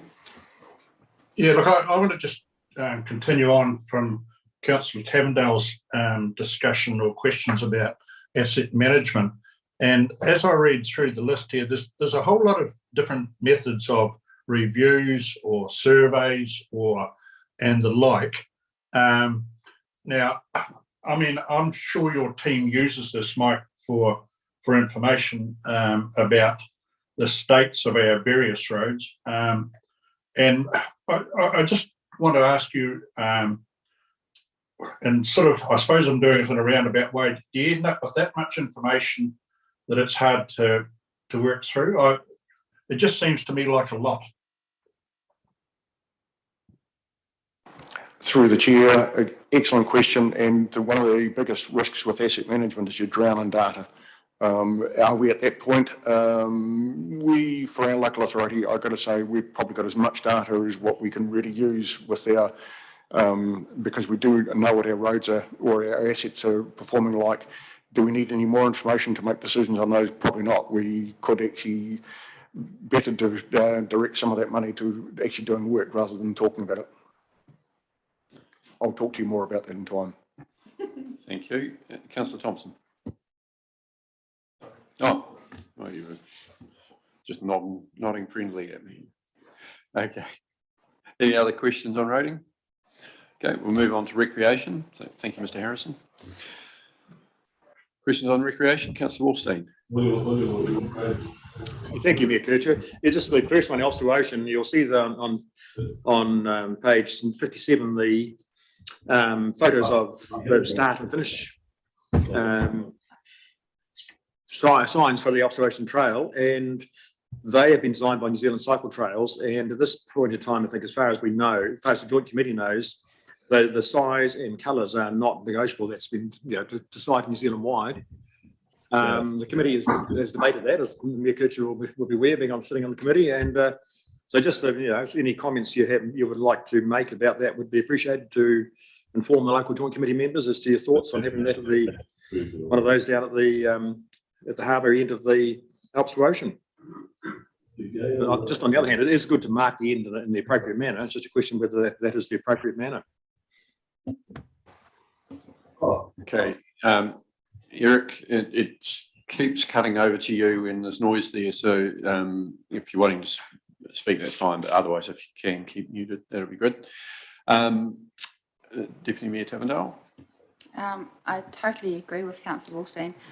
Like this is the problem, I guess, when we do things at a national level and then there's no actual local input to that, because these are signs in our district.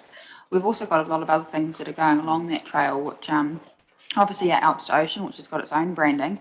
We've got things like the Geopark, which is its own branding as well. Waitaki District Council, that puts a huge amount of money in Mackenzie as well into that, and none of them are acknowledged. And it's a god-awful green colour. Reality is, if we tried to put any structure ourselves in like that, it wouldn't have a show. It just seems like, I think the idea of actually making sure they're acknowledged is fantastic. I think there's a number of other parties that also need acknowledged. I think the information, I can't really read it, but it's surely great. But surely we don't need to have 3 or 4 different signs to kind of cover these things, because that's the other sign pollution side of it. And I would love to see us pushing back and saying, happy to work with you, but we've also got things that make our community special. These could be really cool features. They could be using our local artists. They could have all these things working together.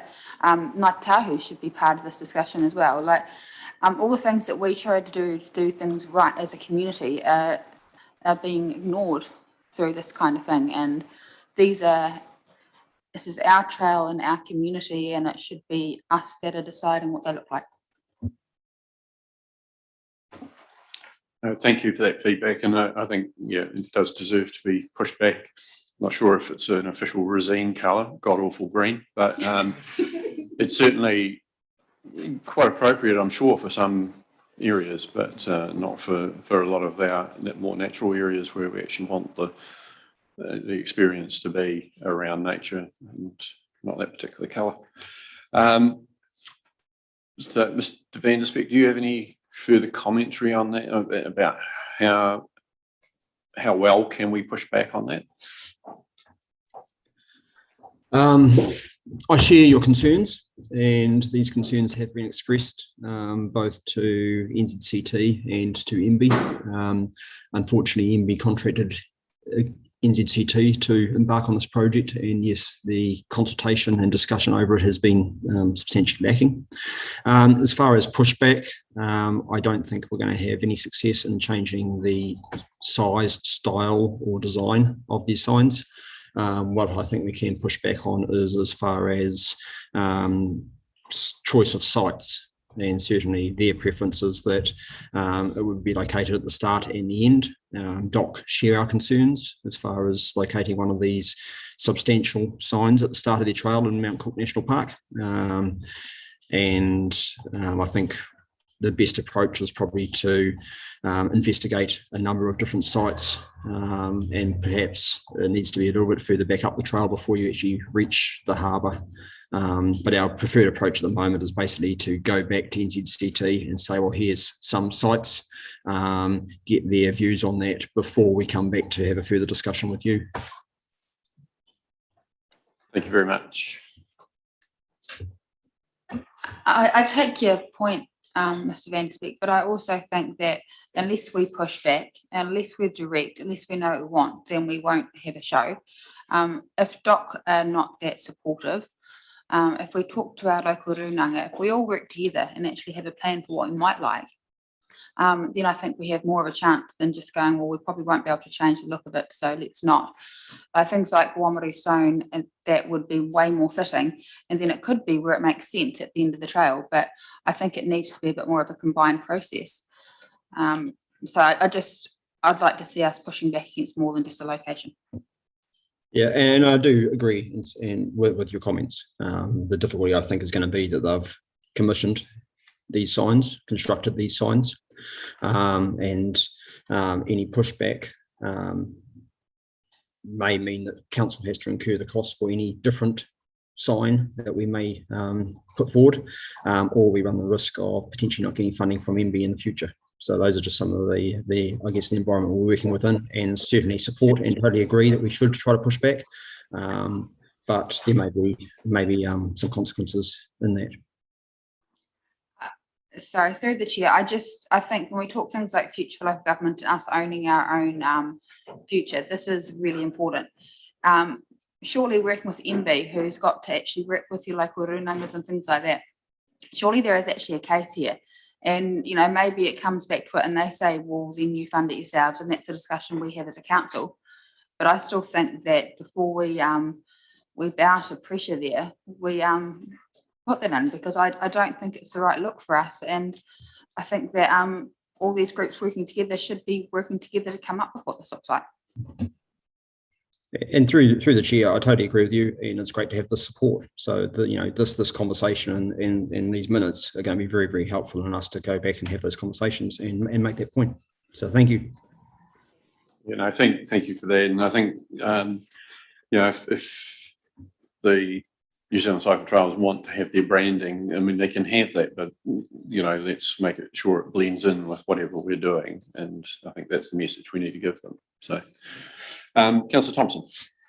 Yes, Mr. Mayor, I'd just like to echo Councillor Tavendale's thoughts.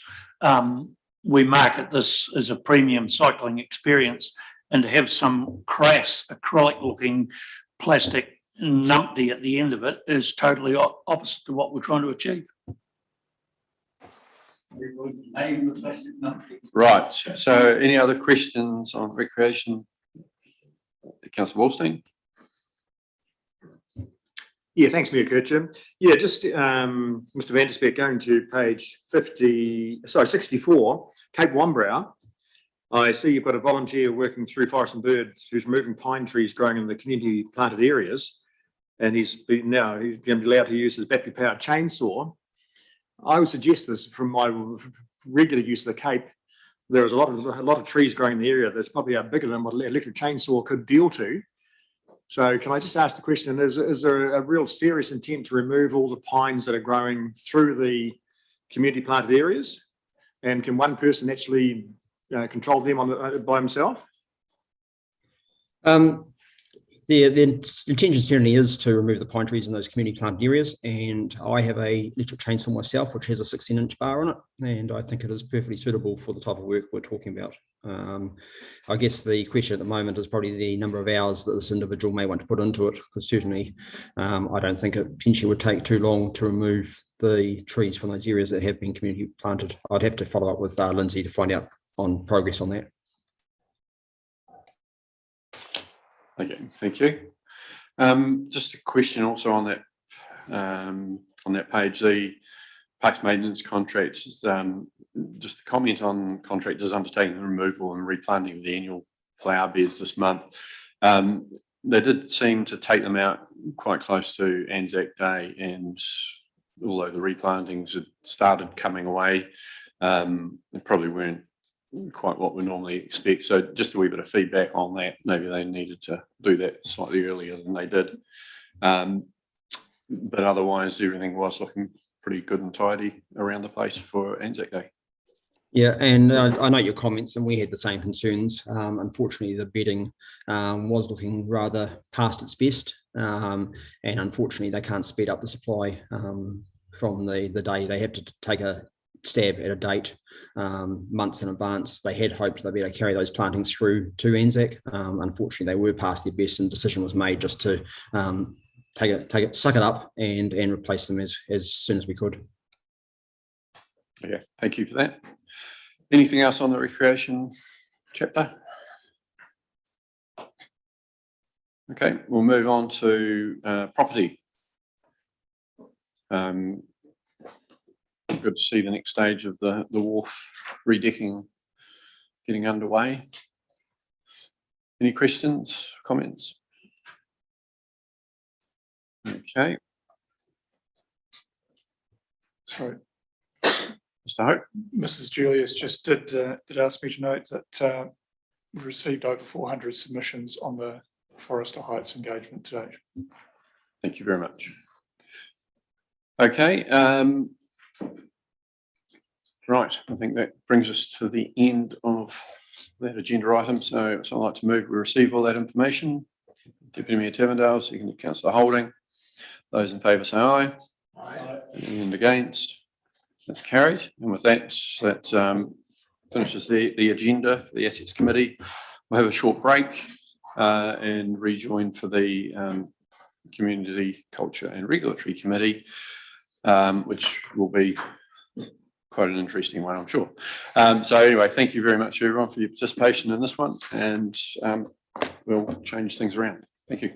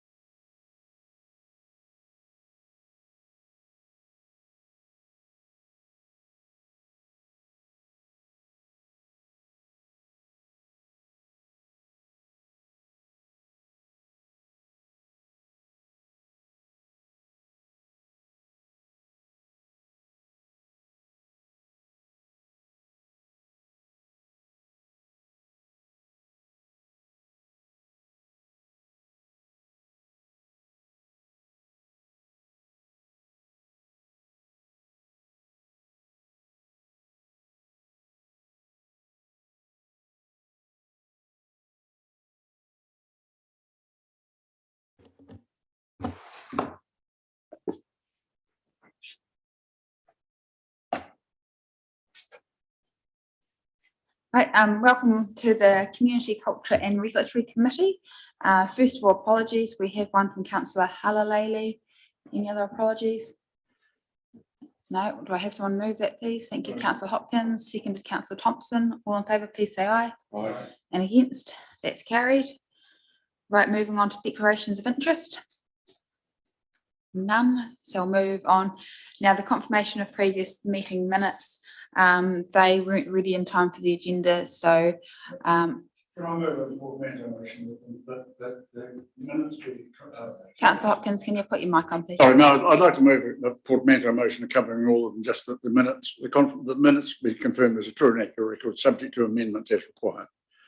As No, agreed, subject to amendments as we agreed. haven't seen the minutes. Well, so- exactly, that's what I'm saying. So We we can- can't say they're true and accurate until we've seen them. So I think we just leave this one Okay, on the hold it table over, and we pick that's up fine. at a future meeting. Righto. So we'll move on to page 9, which is decision reports. And we start with the feedback to the Ministry for the Environment for enabling local voice and accountability in future resource management system. And who would like to start off there? Mr. Campbell. Thank you, Councillor Taverneau. This piece of feedback was a little unexpected in terms of the normal cycle of ministry feedback. It was largely brought about by the local government steering group for the resource management reform, and which is made up of elected members and CEOs. And they gave us the opportunity to put in some feedback on their thinking to inform the ministry. So we've looked at their proposal, it has some quite good suggestions in it. Probably the key ones were summarised on page 10, the bullet points under background. Talks about some mechanisms from a bottom-up approach, as well as top-down national spatial strategy. So the ideas were sound. We generally supported those concepts they were talking about, and with the usual provisos around seeing some of the detail in terms of how they would work, and not, I guess, creating too many more layers on the whole new system that's being designed. So yeah, generally it was some good thinking went in there by our sector. So we felt it was important to provide feedback on that. So at least the ministry could see the level of engagement and interest from other local government partners. And it is a retrospective feedback. So. Thank you, Mr. Campbell. And obviously this is another one where the issue with having really tight timeframes is actually just getting the work done is challenging enough and trying to get through these. But with that in mind, is there any questions or comments, councillors? Councillor Hopkins. I have a number of questions. I'd also make the comment that I'm not sure, given what we did and given that we delegated to you the right to produce, oversee and sign the document, I'm not sure that we should necessarily formally ratify it retrospectively. You were ratified to be our representative, and I can't see in this instance how we could so much change a comma or anything without essentially reversing our own previous decision. So whether it needs formal ratification or not, I don't know. I just make that comment. I do have some questions for Mr. Campbell. One of them, and this is the only one that relates to what we said. Why do we think a national spatial strategy is a sound idea? Because I suspect, my thinking is it's just another centrally imposed Wellington overlay that's going to further constrain us and limit local solutions to local issues. Mr. Campbell. Yep, thanks, Councillor Hopkins. The key thing with this national spatial strategy is around particularly the planning of infrastructure. So it's key to link in the transport networks, ports, airports, that type of thing, to try and give that higher level and determine where the important areas to serve are, particularly for growth. So if you have a spatial plan or a growth strategy, that feeds into the national spatial strategy to say these areas need to be serviced in future, so that we would feed in that information to help inform it. Thank you. Through you, Madam Chair, if I may then, and that's a satisfactory answer. more than satisfactory, actually.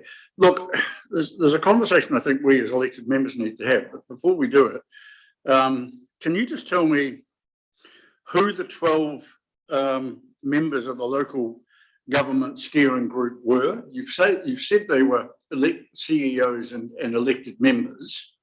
Who is this group and who appointed them?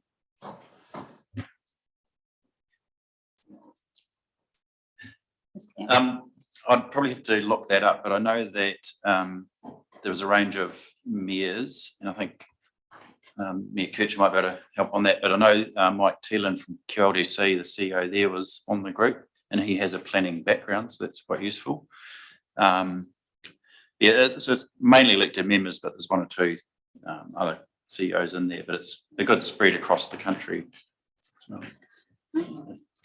It's chaired or co-chaired by Mayor Toby Adams from Hauraki, and there are a number of both elected members and CEOs with resource management reform. Rachel Reese, I think Mayor of Nelson, is one of them, and she has a very good background in resource management law.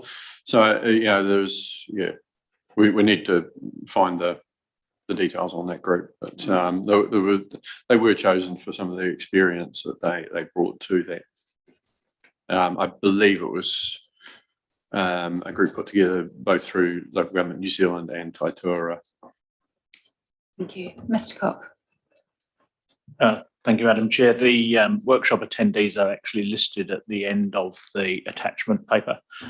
Tony Adams, Mayor of Hauraki District Council, Aileen Laurie, Chief Executive. No, that's fine. I just didn't go that far through it. Slacker. Sorry.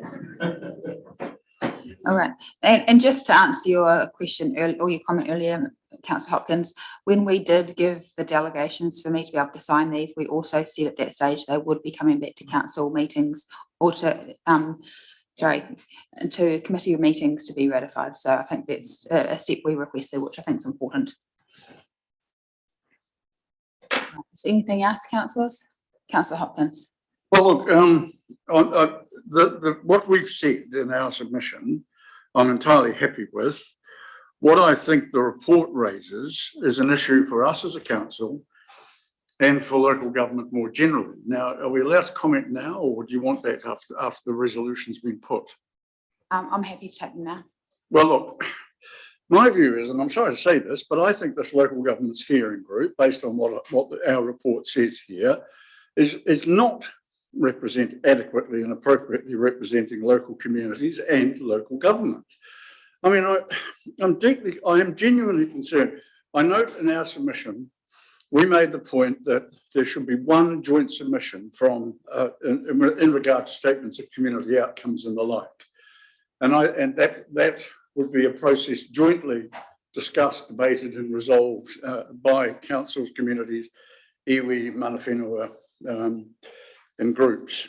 Now, what we see here is that this local government steering group is proposing not only that we consult with our community and our iwi and hapu to submit a joint statement of community outcomes, but then also that iwi and hapu can turn around and produce their own statement of community outcomes. Now, yesterday on Anzac Day, Willie Jackson is quoted as saying democracy has changed. It's only changed because he's changing it. And this is not co-governance, this is parallel governance that is being introduced by stealth through these acts and others. And local government, in my view, needs to start pushing back. We need to start saying, do we believe that, I mean, Jackson talks about the tyranny of the majority. I think we're at risk of confronting the tyranny of the minority, possibly. And I think we should be stronger in this from now on as a council and as a sector. I just think it is wrong to say, right, everyone has a chat and we all agree on an outcome for the community. Oh, and by the way, then one of the groups of people that's been involved in that collective chat can dash off and have their own. statement of community outcome. It is wrong. It's not one man, one vote, or one person, one vote. It's one person, two votes. And it's wrong. And I think we should be saying so more emphatically than we have already. That's my feeling on the matter. So just Councillor Hopkins, I also think we need to remember that working together gives us a stronger voice, and that's really important. This doesn't stop us from actually putting in our own submission for things that are either in support of this here or things that set us apart. So I don't think, and there's no two votes or one vote, this is voices, and it's helpful for us all to work together. But take your point, but I think it's a much bigger discussion, and I don't believe that your voice is the only voice in that discussion.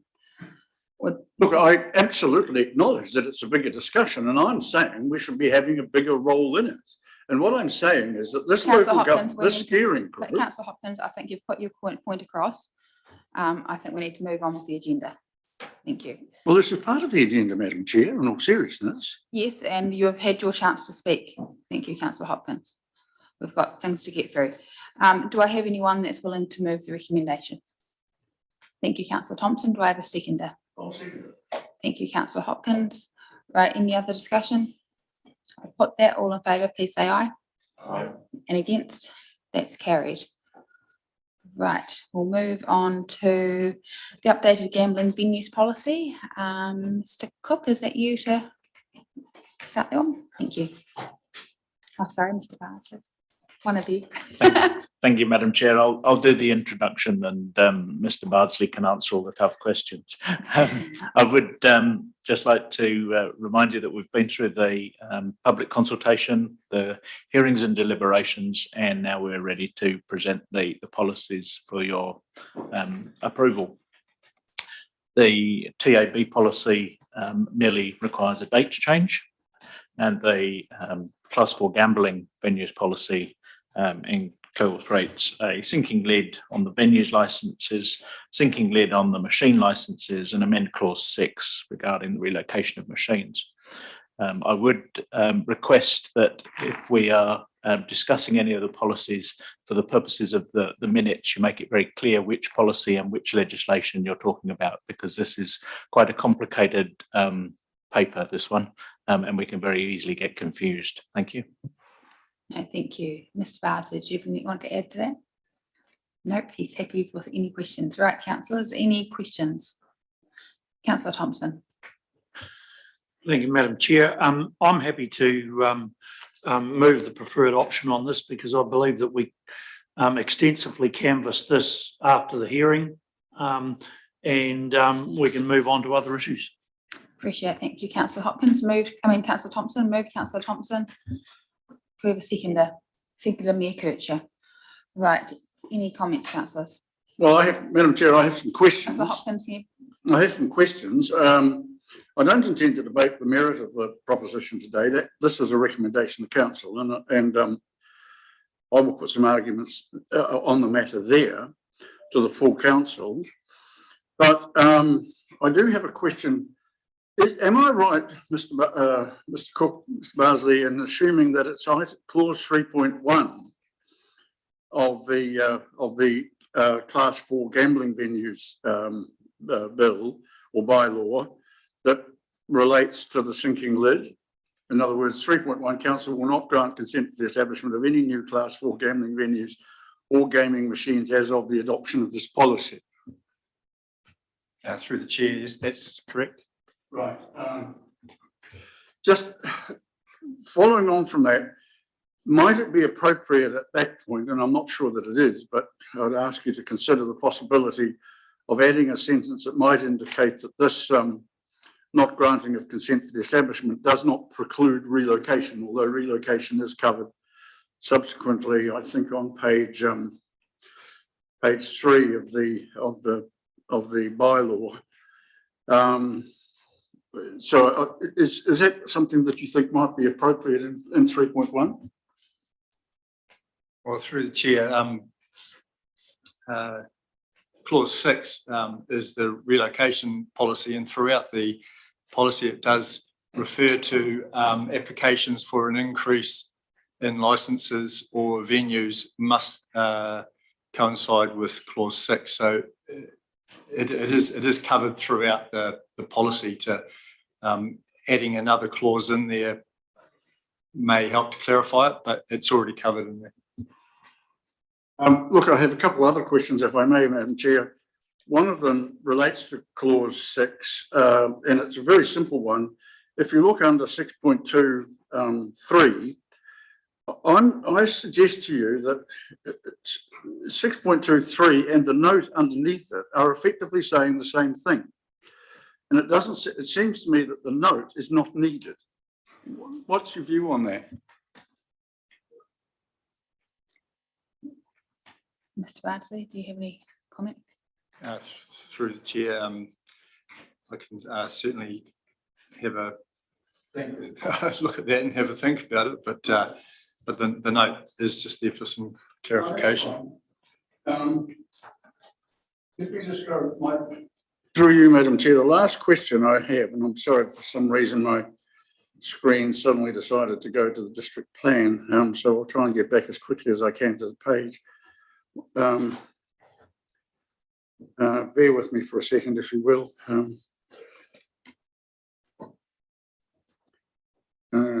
Sorry, I'll try to be as fast as I can.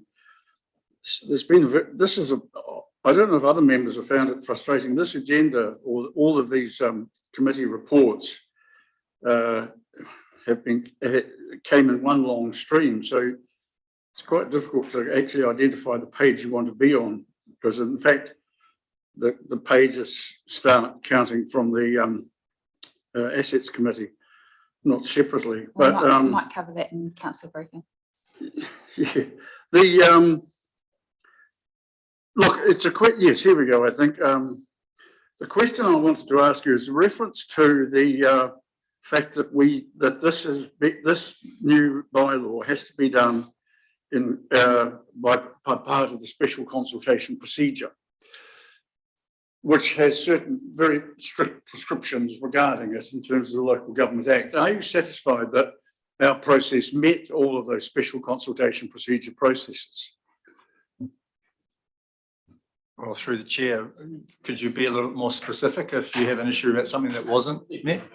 Well, I'm just trying, one of the things that I recall is that when the matter was first put to us, we were essentially asked to consider going to consultation with an unchanged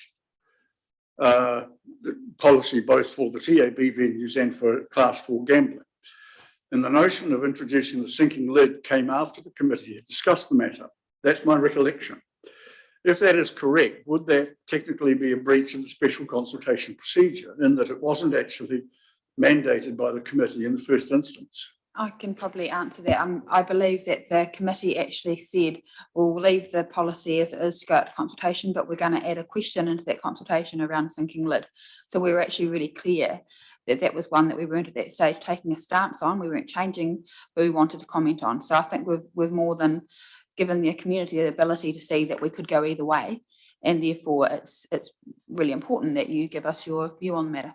No, that's fine. As I said, my recollection was, and thank you for the clarification, Madam Chair. I make one other comment. Then, in my view, I would like this matter to, when this matter goes to council, I would like there to be an opportunity for people to come and speak to us should they wish. They can take either position, but in my view, because there are so many community groups involved, and we're talking about $1 million a year in funding, which may be in jeopardy or reduced, I would like to think that when we do vote on the matter in full council, for the first time with all members able to vote, that the public are also able to attend and to express their views should they wish. I'm just saying that's what I would like to see happen. I would say that the mayor will have the opportunity to decide whether there's a public forum, but usually in the council meetings there's a public forum. But there has been a consultation process that's happened here that does have some legal boundaries behind it. So I think we need to also respect the process, Councillor Hopkins. Mayor Kircher. If I could just address that, I mean, it will be a public forum, as it normally is, and there's definitely, I believe there's time in that agenda for one. So people will be able to come and speak to it, but equally, yeah, I'd really hate for people to take your comments as meaning there hasn't been public engagement. There's been quite considerable public engagement on this. and very, very specific questioning on whether a sinking lid policy was something that could be in there or should be in there. So, any implication that hasn't happened, I think, needs to be, really refuted. It's there. People had the opportunity. People took the opportunity. They've had their say, and in many cases, quite detailed submissions that have been made on it, and we've taken that on board. And the decision we make today and at council meeting in due course will reflect the feedback that we've got. Thank you, Mayor Kircher. One further, Councillor. Just a quick comment on that. That's fine. 20 submissions, the majority of which did not support a sinking lid reduction, a policy, but that is the one that is a recommendation from this committee. So yes, people did submit, but no, we didn't listen to the majority. So Councillor Hopkins, I guess that's what today's meeting's about. There'll be a vote, and then the meeting, when it goes to council, there'll be a vote, and that's what our role is as councillors, is to make decisions based on the information in front of us. Right, do we have any other questions, councillors? Do I have anyone willing to move a recommendation? Thank you, Councillor Thompson. Is that the recommendation as it stands? Thank you. Seconded, Councillor Hopkins. Thank you. Anyone wants to speak to that? It was moved and seconded. Oh, sorry, it was moved and seconded. Apologies, it's already been moved and seconded. And do we have anyone that's wanted to make wants to make a comment on that? Mayor Kircher. I'm happy with where it's got. We have listened to all of the submitters and read their comments. I don't agree with Councillor Hopkins that we have to go with a majority of submissions, particularly when it's only a small portion of the community that usually ever submits on anything. It is about the quality of the argument. It is about the discussion that's had, and it's the experience we also bring. One of the things we do know is that this type of gambling does cause harm. It is a bit of, in a way, a gateway path into gambling, and people say, well, it's just going to be replaced by online gambling. I think often this is one of the earlier experiences of gambling that people have, and then they go online. If we can remove some of the harm, then we should try and do that, because it is very significant, the harm that is caused. We're by no means taking away gaming machines. The number will stay as long as the people are supporting those businesses and the businesses are there. So it's not a case of that. There's reasonable conditions in being proposed around businesses being able to move and things like that, but equally the sinking lid just makes sure that we're not continuing to grow a problem. We're actually looking at being responsible about that. So I'm very happy with what's being proposed, and happy to support it. Thank you. Councillor Hopkins. Speaking very briefly, I'm seconding this not because I approve the proposed changes to the 2022 Class 4 gambling venues policy, but because I approve this going to the council so that all councillors can vote on the matter and possibly hear from the community once again should people wish to express a view. And given the Mayor's opposition to gambling, which I share, I look forward to him suggesting when we come to the item later in this committee meeting that we withdraw our application to the lottery fund for funding for one of our own projects. Madam Chair, just point of order. Councillor Hopkins said I was opposed to gambling. I bet I'm not. I'm opposed to the harm that some gambling causes. Clarification. Thank you.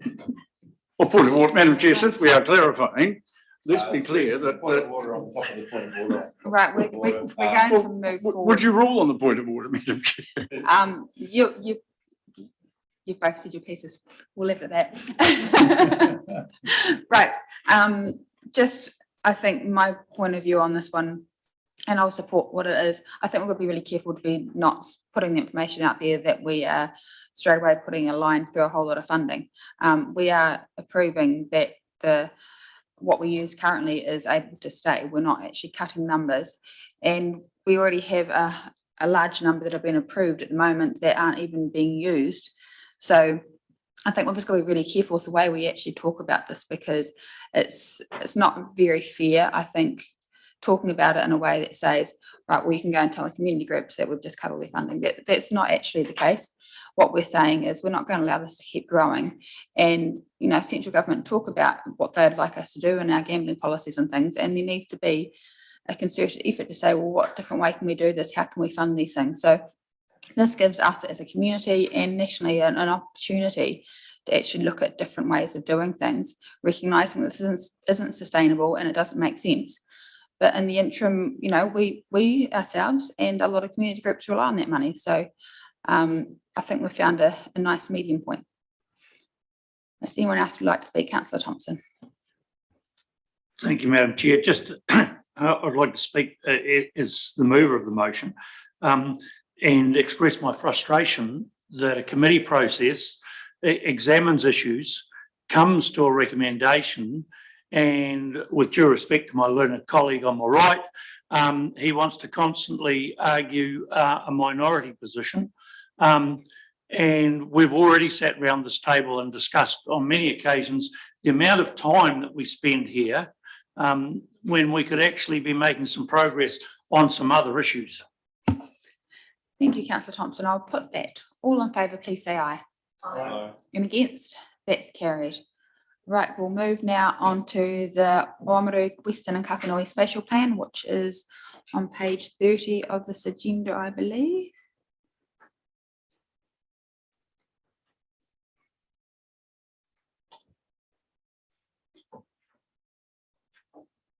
And this is discussion, the Bushy Beach Road, part of the rural residential area. Mr. Cook, did you want to say anything to this? Yes, again, I'll introduce it and the team can field the difficult questions. So on the 5th of April, the committee considered the amendments recommended to the Omaroma Western and Kakanoi Spatial Plan. There was a number of recommendations in there, but recommendation 9, which was the removal of the rural residential area identified at Bushy Beach Road, the committee requested further information. And this report provides that additional information, and we look forward to your discussion on that. Thank you. Was there anything else you wanted to raise, Katrina or Rachel? No. Right, councillors, do we have any questions for a start? Councillor Hopkins. Madam Chair, I just have one question, and it relates to the map that we're shown from the spatial strategy, or the draft Omaroma spatial strategy. I find myself looking at it and thinking that there must be some error in reproduction, because if you look at the table on the side, there's nothing that corresponds with the identified Bushy Beach Road subdivision outlined in red. We have yellow stripes showing new residential areas, green field, which I would have thought that was, and they are shown to the right of the map under SPO2, but that map can't be right in terms of the colours shown and the legend provided. Okay. Do we have a Katrina? Thank you. Thank you, Councillor Hopkins. Through the chair, the map that is provided as Appendix 1 shows that that block of land is identified as consolidated rural residential, subject to feasibility study and servicing in the legend. Oh, right. Yes, sorry.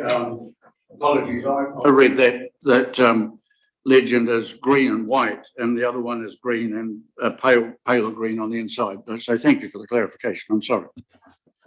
Right, councillors, any other questions?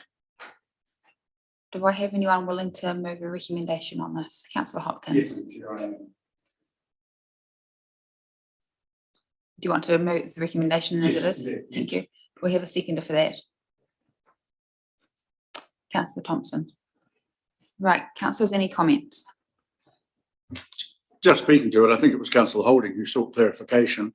And I think the officers have given us some very persuasive and detailed arguments. It's and what it does confirm is that the thrust of submissions on the spatial plan oppose this particular rezoning or potential rezoning. So I think the clarification sought by Councillor Holding has been provided very adequately. Thank you. Mayor Kircher. Yeah, I would have preferred that some of the area still retain that that status, mainly because I think it is a legitimate area that can be developed. I mean, you know, I'd prefer to see, you know, if things like cats in particular are a problem around wildlife, that, you know, we actually develop rules around that rather than just stop development where it currently is. You know, and there's just some of, I guess, some of the challenges on there. You know, I think that was referring to the yellow-eyed penguins as being taonga for Māori, and, you know, I'm speaking to one of the Maoraki people some years ago, telling me how he recalls as a youngster eating yellow-eyed penguins as part of the diet. You know, that's not exactly around preservation of them. So it's that challenge of you know, making sure that actually, you know, how do we have guardians of these areas and make sure that they are looked after and that wildlife is protected, versus you just can't build anywhere near them, because I think there's, you know, some of those people that live in those areas are some of the best guardians for them as well. So yeah, I don't think that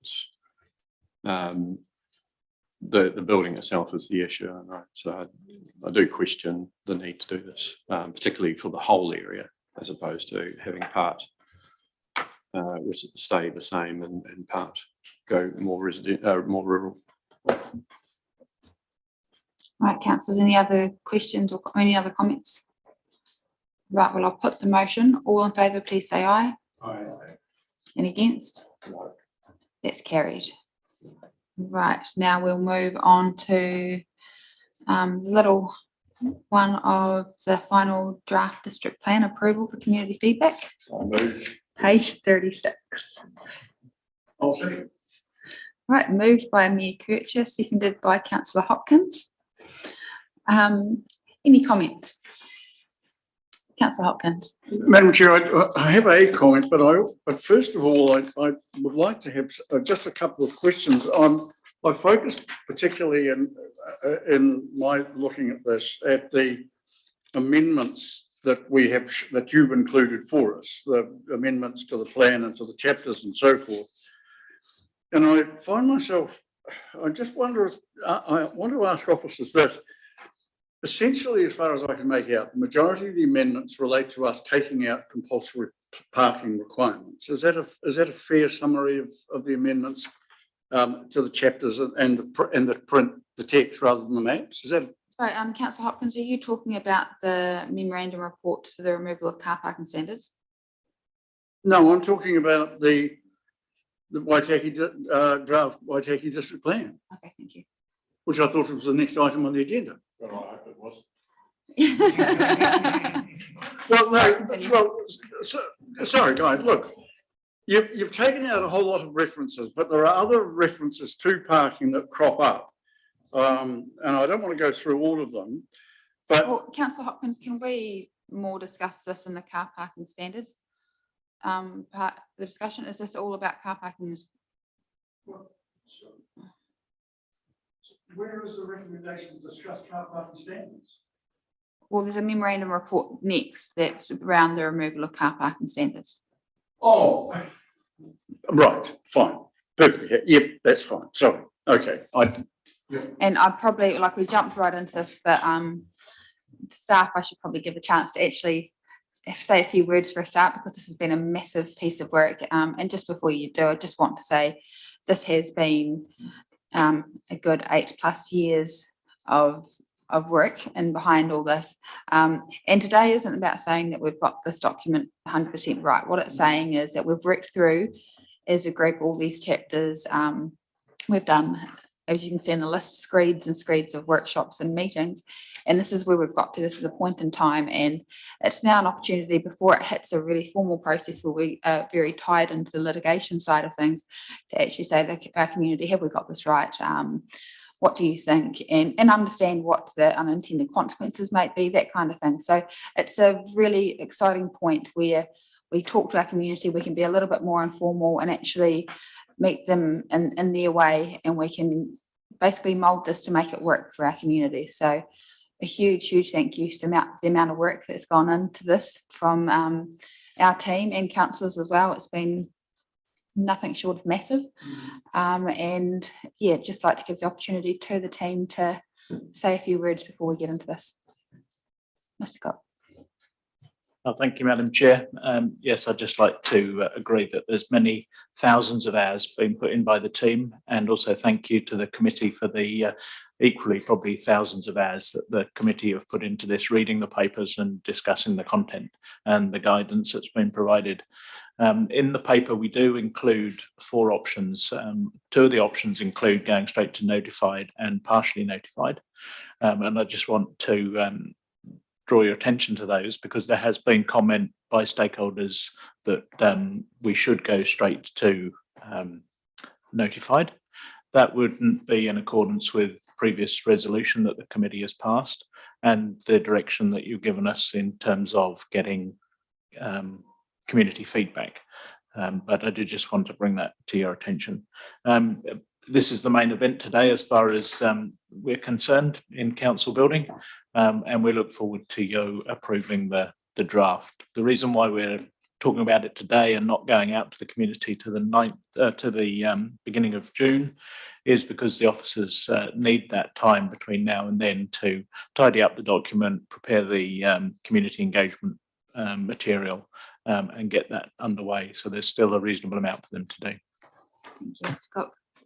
Councillor Hopkins. Yeah, Madam Chair, thank you very much. I'm having chaired the subcommittee that looks specifically at the content of the district plan. I absolutely 100%, 120% endorse your comments about the amount of work everyone's put in. I do apologise for leaping into this parking thing, and I didn't realise it was premature. I do have one question for Mr. Campbell about the time frame. We are engaged in a process of peer review of various maps relating to outstanding natural landscapes, scenic, significant natural areas and the like.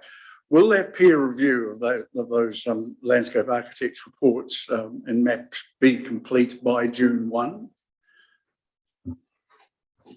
Yes, through the chair. The landscape review of the significant natural features and outstanding natural features is well underway. The idea is that when we go out for engagement, we can look at what we've done as well as add that peer review to the stakeholders that are affected and say, hey, here's the position we've got to. We've heard your concerns through the feedback last year.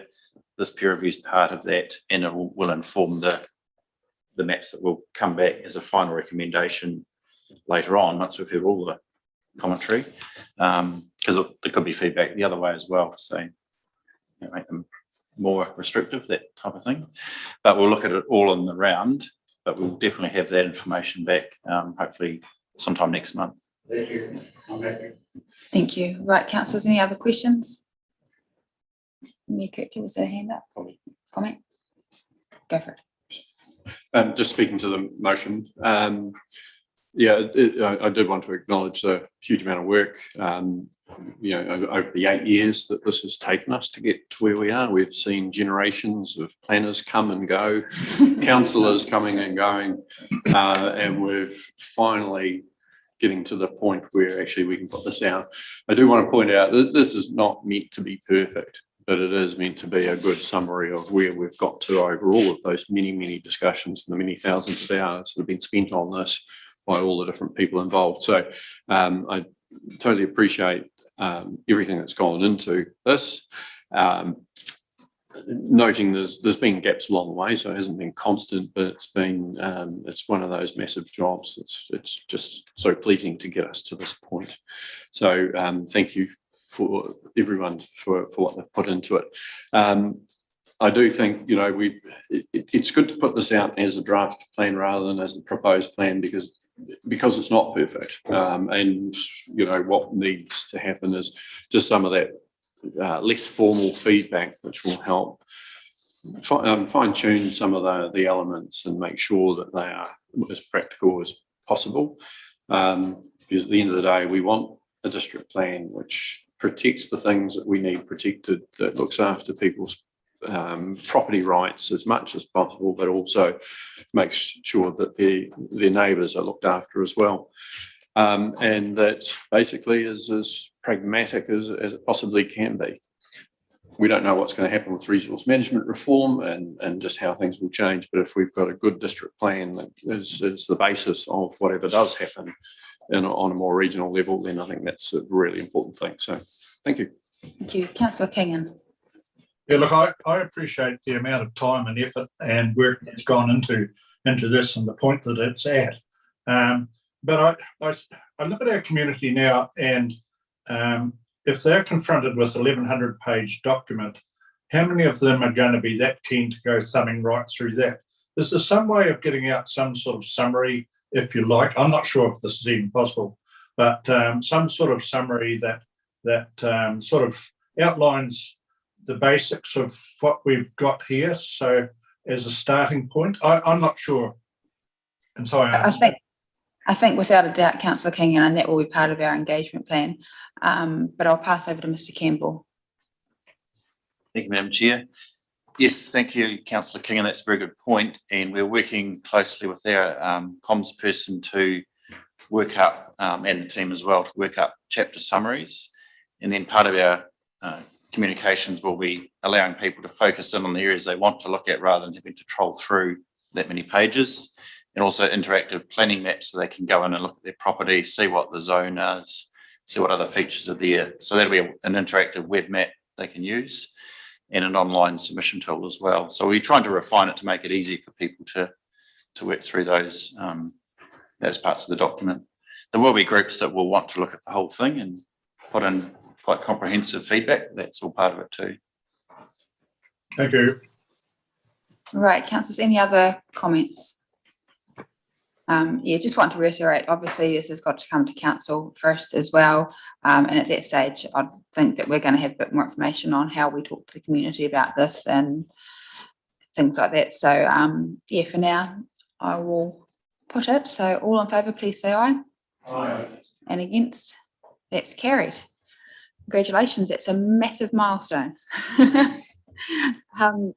And now we'll move on to the removal of car parking standards memorandum report, which is on page 50.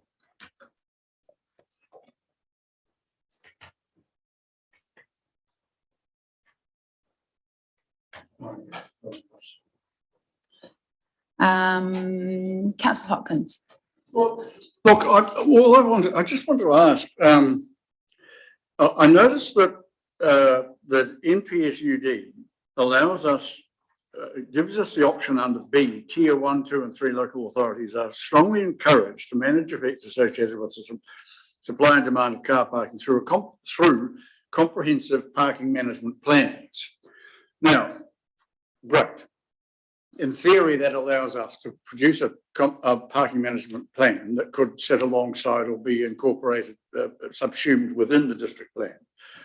The question I ask is, if we look at the amendments to the district plan in draft form, we've taken out various requirements to include parking. We've said we're not doing that anymore. We're not requiring it. Yet there are various general references to the need to provide adequate parking. And also, I'm just wondering if you think we may be being a bit prescriptive.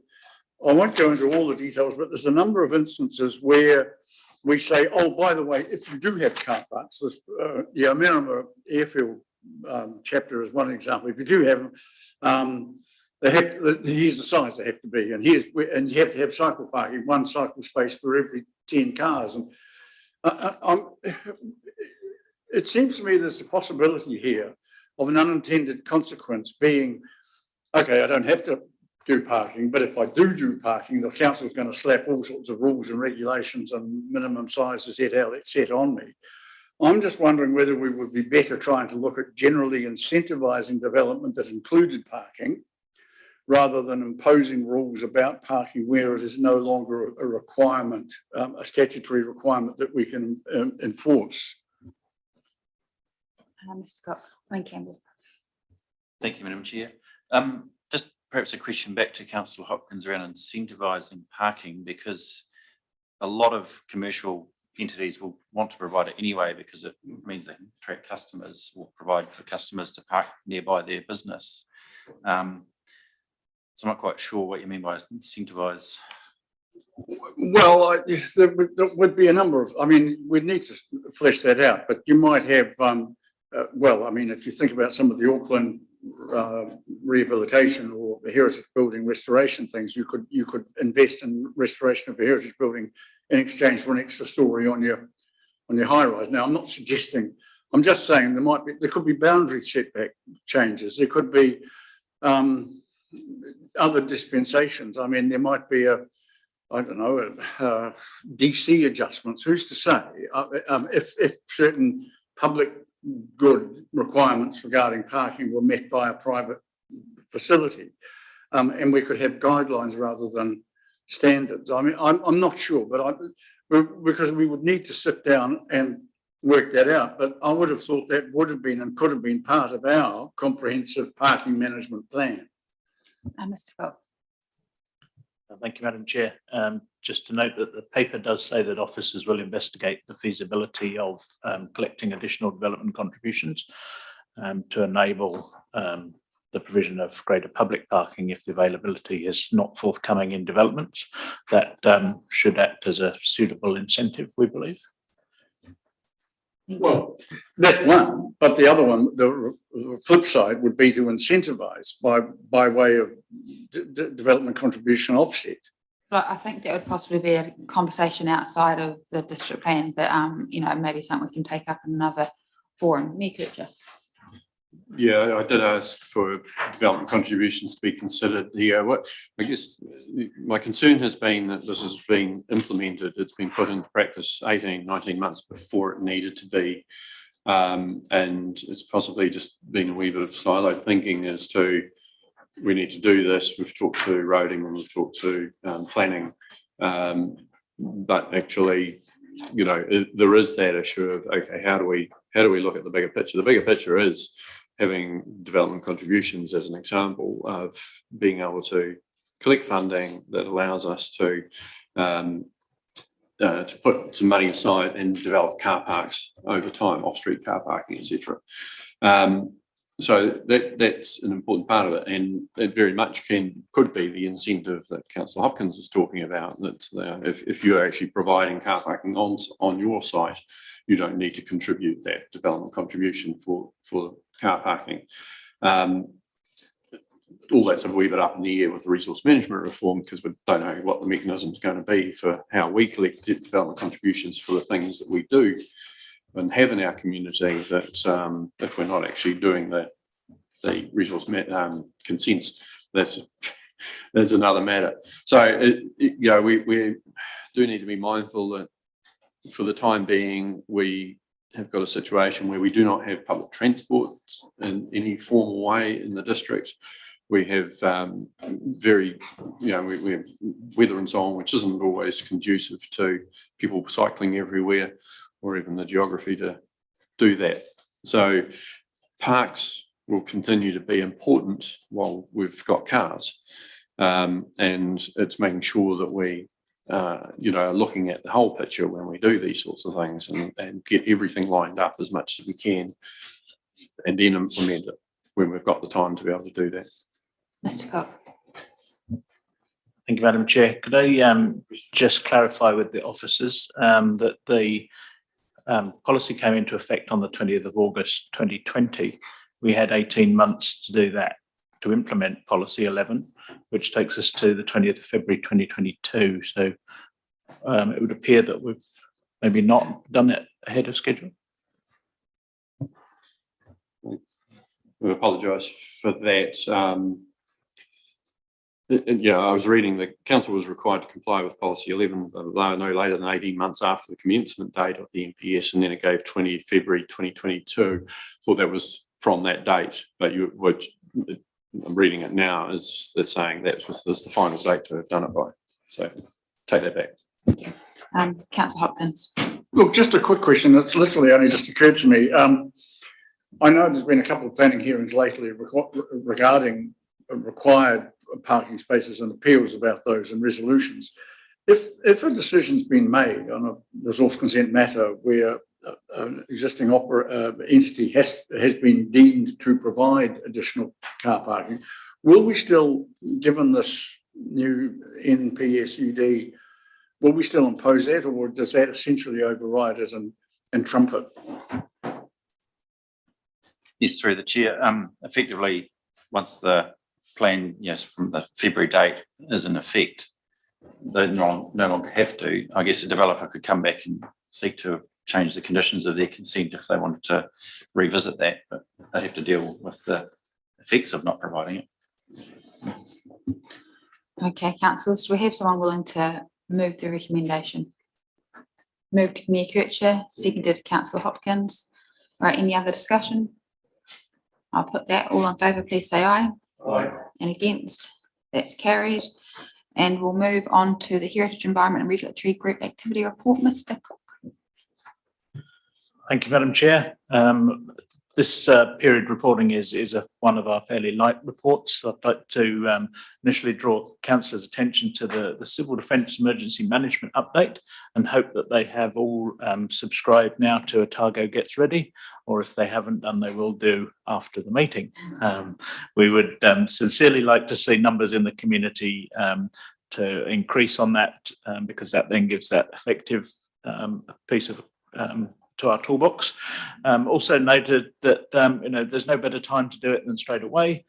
There's been 15 natural disaster events across New Zealand in the last 2 years, and 11 of them have been in the South Island. So it's better to have it and not need it than to need it and not have it.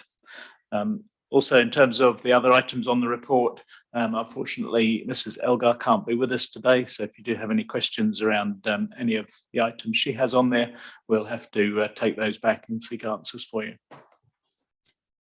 Thank you, Mr. Cook. And I just want to say it's great to see the responsible cat ownership up and running and us being used as a bit of a poster child there as well. I think that's pretty awesome. It's a real success story and showing how we can actually make a difference through proactive support of people rather than just slapping rules on them. And also the Housing Task Force, it's really great to see that's been passed through and good to go. So councillors, I'll take it page by page. Any questions on page 52? Councillor Hopkins. Slightly flippant, but what does the Stakeholder Engagement Advisor for Emergency Management Otago actually do? Mr. Cook. A slightly flippant answer. She engages with stakeholders and advises them on civil defence matters. She's employed by Emergency Management Otago, which is group based in Dunedin, and supports all the districts in their community engagement, publicity materials, etc. Councillor Hopkins, I thought it was quite self-explanatory, the title. I did say it was slightly flippant, Madam Chair. Page 53. Mayor Kircher. Slightly flippant as well, I guess. But yeah, great to see the housing strategy adopted, so that's good. I do wonder when it comes to Pacific peoples, though, that given we're in country in the middle of Pacific, is that us too? Yes. Okay. No, I mean, we haven't got the strategy in front of us. I wasn't sure of the context, but again, it's one of those sort of broad terms, which I did wonder. But very well done to all that have been involved in developing the strategy. It's good to see it's got that status now. Right, councillors, anyone else on page 53? We move to page 54. Councillor Hopkins. Two questions, Madam Chair. Just Lisa, perhaps, and Roger, can you give us a little bit more information about the youth YouTube competition? I notice it involves videos, but a set topic or something of that sort. And the other day I was down at the ARA campus, which appears pretty much empty. Thinking strategically, is it worth us looking at pitching for it to take it over as a education hub? There you go, Mr. Cook. Through the chair, as I indicated earlier, that Mrs. Elgar is not able to be in the meeting today, so I would need to refer to her on the question that Councillor Hopkins has raised around the YouTube competition, and I will ask her to respond directly to him if that's acceptable. Yeah, just responding on that, all I can say on the video competition is they've got some great judges. As far as the ARA campus goes,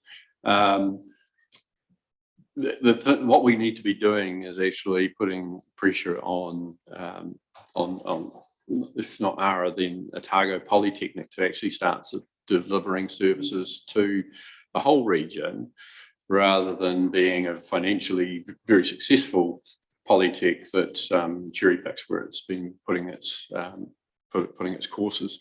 We were abandoned by them. We were taken, passed over to Aoraki.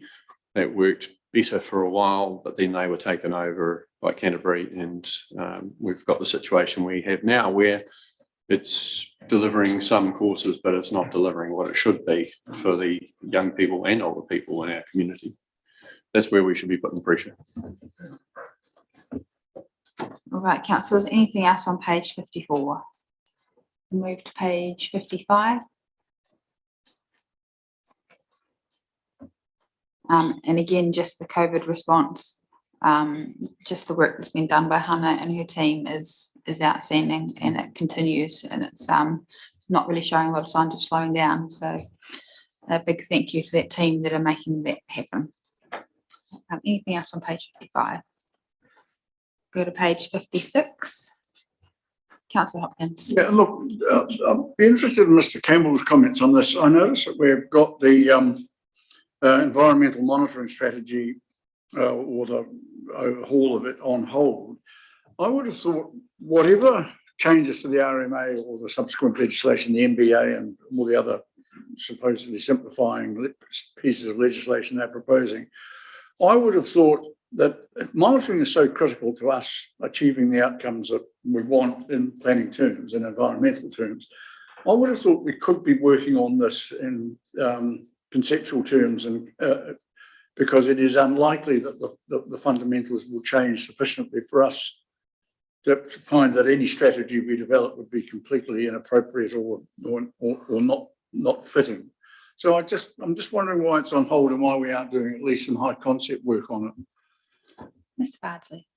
Through the chair, that actually falls to me, Councillor. Look, it was something that was started in 2004, and when I arrived in 2019, it was handed to me under the understanding that it shouldn't be written until the reforms are actually more established. I mean, at this point, any compliance monitoring and enforcement that's done, we are meeting our obligations.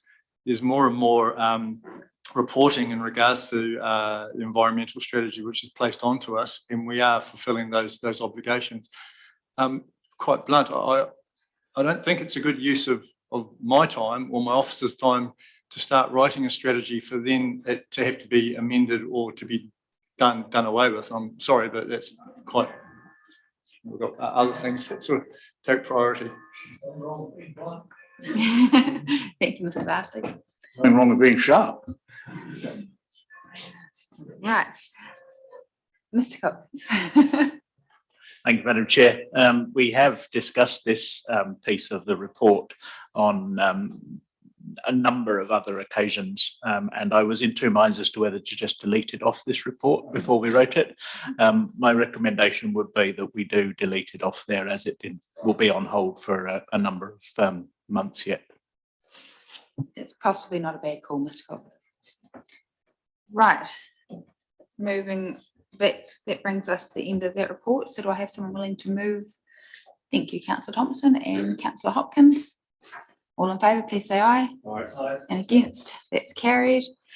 And we'll move on to Mrs. Bailey, which is the Cultural Facilities Stage 2 funding update. Thank you, Madam Chair. I've got Ms. Searle online. My manager's joining online today too. When we get to our activity report, actually unable to be with us today, but I'm going to take the lead from Mr. Cook and introduce the paper and hand the hard questions over to Ms. Searle. So this report is really just an information update in terms of funding, where we're at with the Stage 2 museum and Stage 2 Forester Gallery. So just a bit of thought it was time to bring a report to you because it's been a while since we've actually talked about this in the chamber. There's been a huge amount of work going on in the background, and the museum is not far off being handed over to our team as the building work is completed, which is pretty exciting. And I'd also suggest that maybe we could actually arrange a time to walk through and have a look as well, so you can lay eyes on some of the good work being done. Fantastic, thank you, Mrs. Bailey. Right, councillors, any questions? Councillor Hopkins. Yeah, look, just looking at on page 58, we're talking about the Stage 2 funding for the gallery. You're saying that a fundraising strategy has been prepared, which identifies possible sources at LHF. And there's a reference to this coming from, or you guys working with Jenny Giblin, I should say, of Funding HQ. Is she ex the Giblin group? Rebranded, I believe. No, I've said you'll answer those, Chloe. I'll jump in and do that through the chair. Yes, certainly. She's it was part of the Giblin group. She struck out on her own and agreed to work with us again, which is great. Yeah, okay. Wasn't a particularly effective engagement. It might. Here's hoping this one works better. When will the funding strategy, do you think, be completed, and will we be able to see it? Okay. Start there. Through the chair again, we've done a huge amount of work on the funding strategy, and it is very much an operational tool. When I first looked at it, it's over 1,000 pages with all the attachments, and it is a tool for management to then go out and find the funding. We would be happy to talk about it, to give you the summary of it in our May workshop. Didn't plan on bringing the full strategy in front of you all. Thank you. Right, anything else on this, councillors? Councillor Hopkins. Just one other thing. When do you think the updated feasibility study will be complete? I noticed that we're going to apply to the Lottery Environment and Heritage Fund, despite our concerns about gambling. But that's fine. We can have double standards. Why not? But when will the updated feasibility study be completed? First of all, Councillor Hopkins, I don't think that's helpful. We've well discussed that, and this is actually a really positive thing our staff are working towards, and I don't think snide comments are helpful at all, personally. It wasn't a smart comment, Madam Chair, it was an accurate comment. I said snide, not smart. Mrs. Searle, did you want to cover that off at all? Sure. Through the chair, we're well advanced on the draft of the feasibility study. Thankfully, it is just really updating the feasibility study that was completed for the earlier version of the CFDP. A lot of the fundamentals remain the same, just the project's evolved, obviously, as we've staged over stage 1 into at the Forester and at the gallery as well. So again, when we have that workshop on May 17th, we can talk through the feasibility study at a high level, but like the fundraising strategy, it's really probably prepared with an audience of central government in mind for the funding applications, rather than being something you want to wade through every single page of, because a lot of its material council will already be familiar with. Thank you. Right, councillors, any other questions? Right, do we have anyone willing to move the recommendation? Councillor Hopkins. And I'll second that one. So any discussion, councillors? Just want to say the museum has been absolutely amazing what's been achieved over there, and I think it would be a really good move, Mrs. Bailey, to get councillors an opportunity to have a look through, because Chloe and her team have certainly done an incredible job there, and look forward to seeing what happens with the rest of it. So I'll put that. All in favour, please say aye. Aye. And against, that's carried. And that brings us on to our People and Culture Group activity report. Mrs. Bailey. Thank you. So this report, I'll certainly take it as read, just to highlight a few points in it. Just wanted to congratulate the library, not that Ms. Bean's here at the moment, but in terms of the partnership with Network Waitaki on the Healthy Homes, Healthy Toolbox initiative is a really good thing for our district. It's been in place in Dunedin for a while, I think operating out of their libraries as well. I was talking to Helen in terms of the fit with Stronger Waitaki as well, and it's everybody's stoked with this initiative, and the kits have been flying out the door, I believe. Opera House, obviously we are really looking forward to our first performances in May on the 18th and the 29th, and getting people back into the building. And there's a bit of work being done collaboratively across my managers in terms of welcoming people back to our facilities, and hopefully including the aquatic centre in that as well. So aiming to tie that around the timing of when we're getting people back into the Opera House in May. Also wanted to note the good work that's been done in the museum and the archive there in terms of Vernon, the collections, online collections work. Interesting when you look at the comparison highlighted in the report there with the Dunedin art. And finally, there's some pretty awesome new exhibitions over in the Forester, which I'd certainly encourage you all to get over and have a look at. And just want to say, I've seen a comment online asking about the Healthy Homes initiative the library's running to see if it was available up the valley, and they've noted that it was available through all our branch libraries too, so that's fantastic to see. Right, anything on page 60, councillors? I'll take it page by page. Page 61, Councillor Hopkins. Madam Chair, thank you. Just cultural and heritage strategy. Further discussions taking place with the consultant regarding strategy progress. Who was the consultant and when were they appointed? Through the chair, we've been using Andrea Kidlaw on this right since I've been working with it. Yeah, so yeah, she was one of the ones running a workshop with us. It'd been what, 6 months odd back, and just on that one, we've got to get a group of elected members together to be part of this. So anyone that has an interest in that, if they can send me an email, and we'll get a collection of councillors' names together. Did you have anything else, Councillor Hopkins? No, I'm glad to see that you're inviting councillors to send you an email. I was slightly concerned about the wording, a couple of elected members of her choosing. I mean, if it was to be a subgroup, it might be something that can be voted on by the committee. Well, it doesn't have to be, but I think what you're proposing is a perfectly sensible solution. Thank you. Yeah, I think that might have been my suggestion, as opposed to there wasn't going to be the opportunity to have that extra. It wasn't being proposed that there would be the opportunity. So I'd rather there were three of us who were used as a bit of a sounding board for some of the things. But having thought about it a little bit more, I do wonder too around the involvement of the Runanga and just some of the opportunity that's there. Culture and heritage that we have, culture is reasonably broad, that can be seen around the place. The heritage is not so broad. It tends to be, the Victorian Pakeha side of things, and there's a lot of other history and so on that we really need to make more of.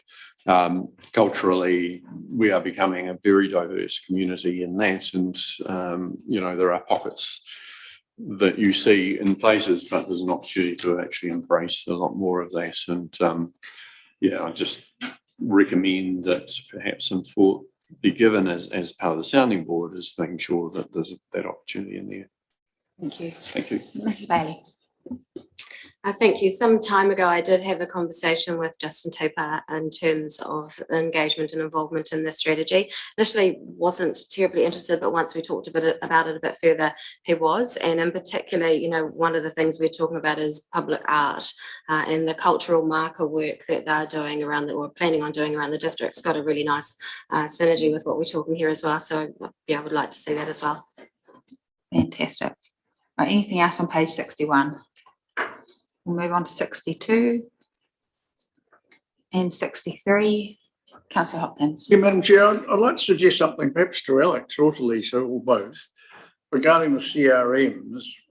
and the number that you know, there's at the bottom of the report, it says that we're working on a means to provide more meaningful commentary around the effectiveness of the CRM process.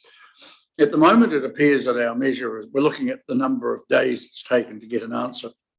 I would have thought that rather than make the time frame outcome our measure of success, it would be more useful for us, I think, as elected members, if the CRM's effectiveness was measured through customer satisfaction.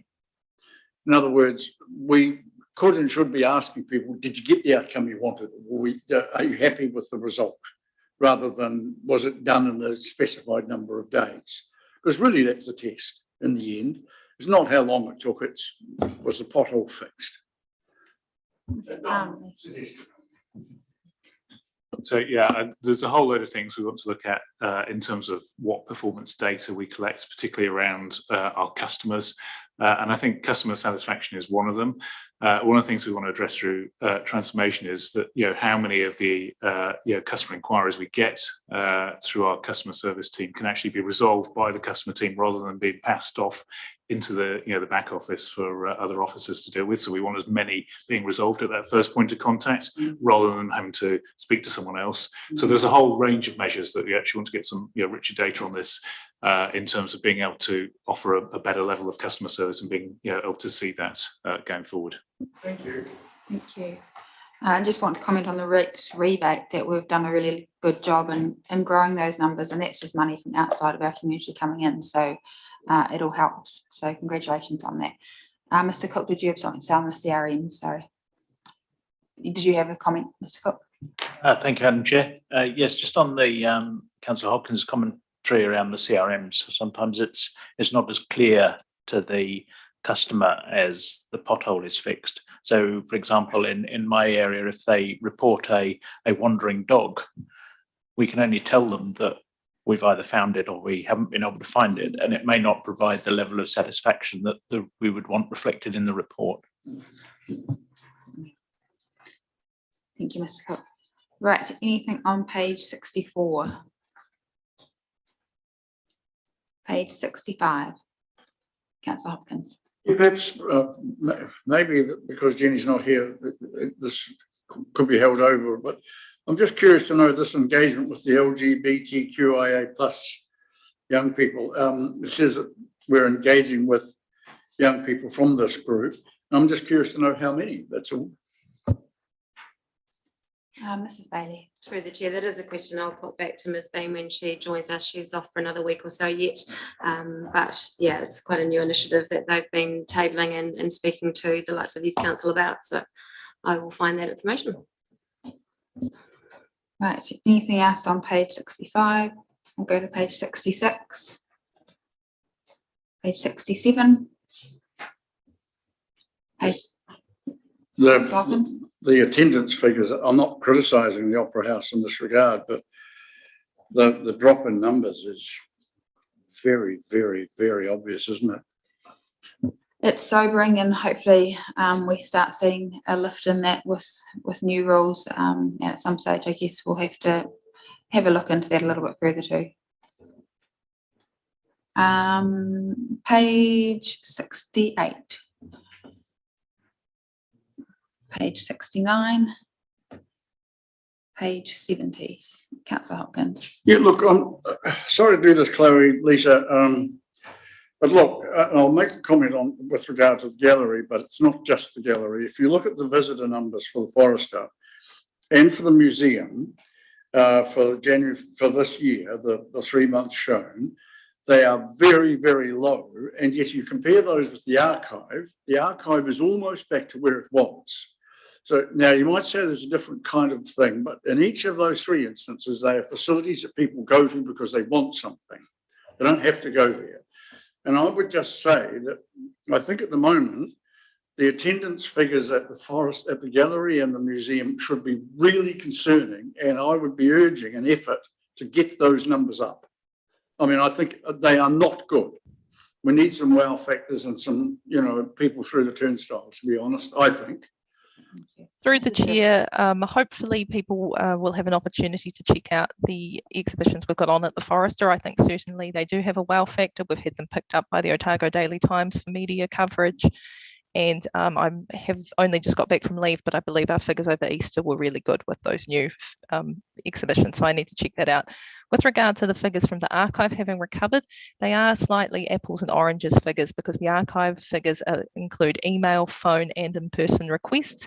And you'd expect with the COVID-19 pandemic that that ability for people to contact via email and phone, now that there may be less focused on the pandemic, but still perhaps not getting out and about, it's easier for those numbers to recover than the in-person numbers.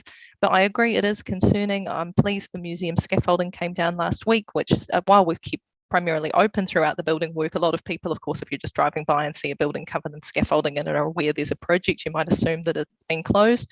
And we've got, as Mrs. Bailey mentioned, we've got the collaborative project coming up with the library and the Opera House and the Aquatic Centre in late May to get people back into the buildings, reminding people that we're here and we have these great facilities. And we're also investing some more of our marketing budget out of the region now people are travelling again.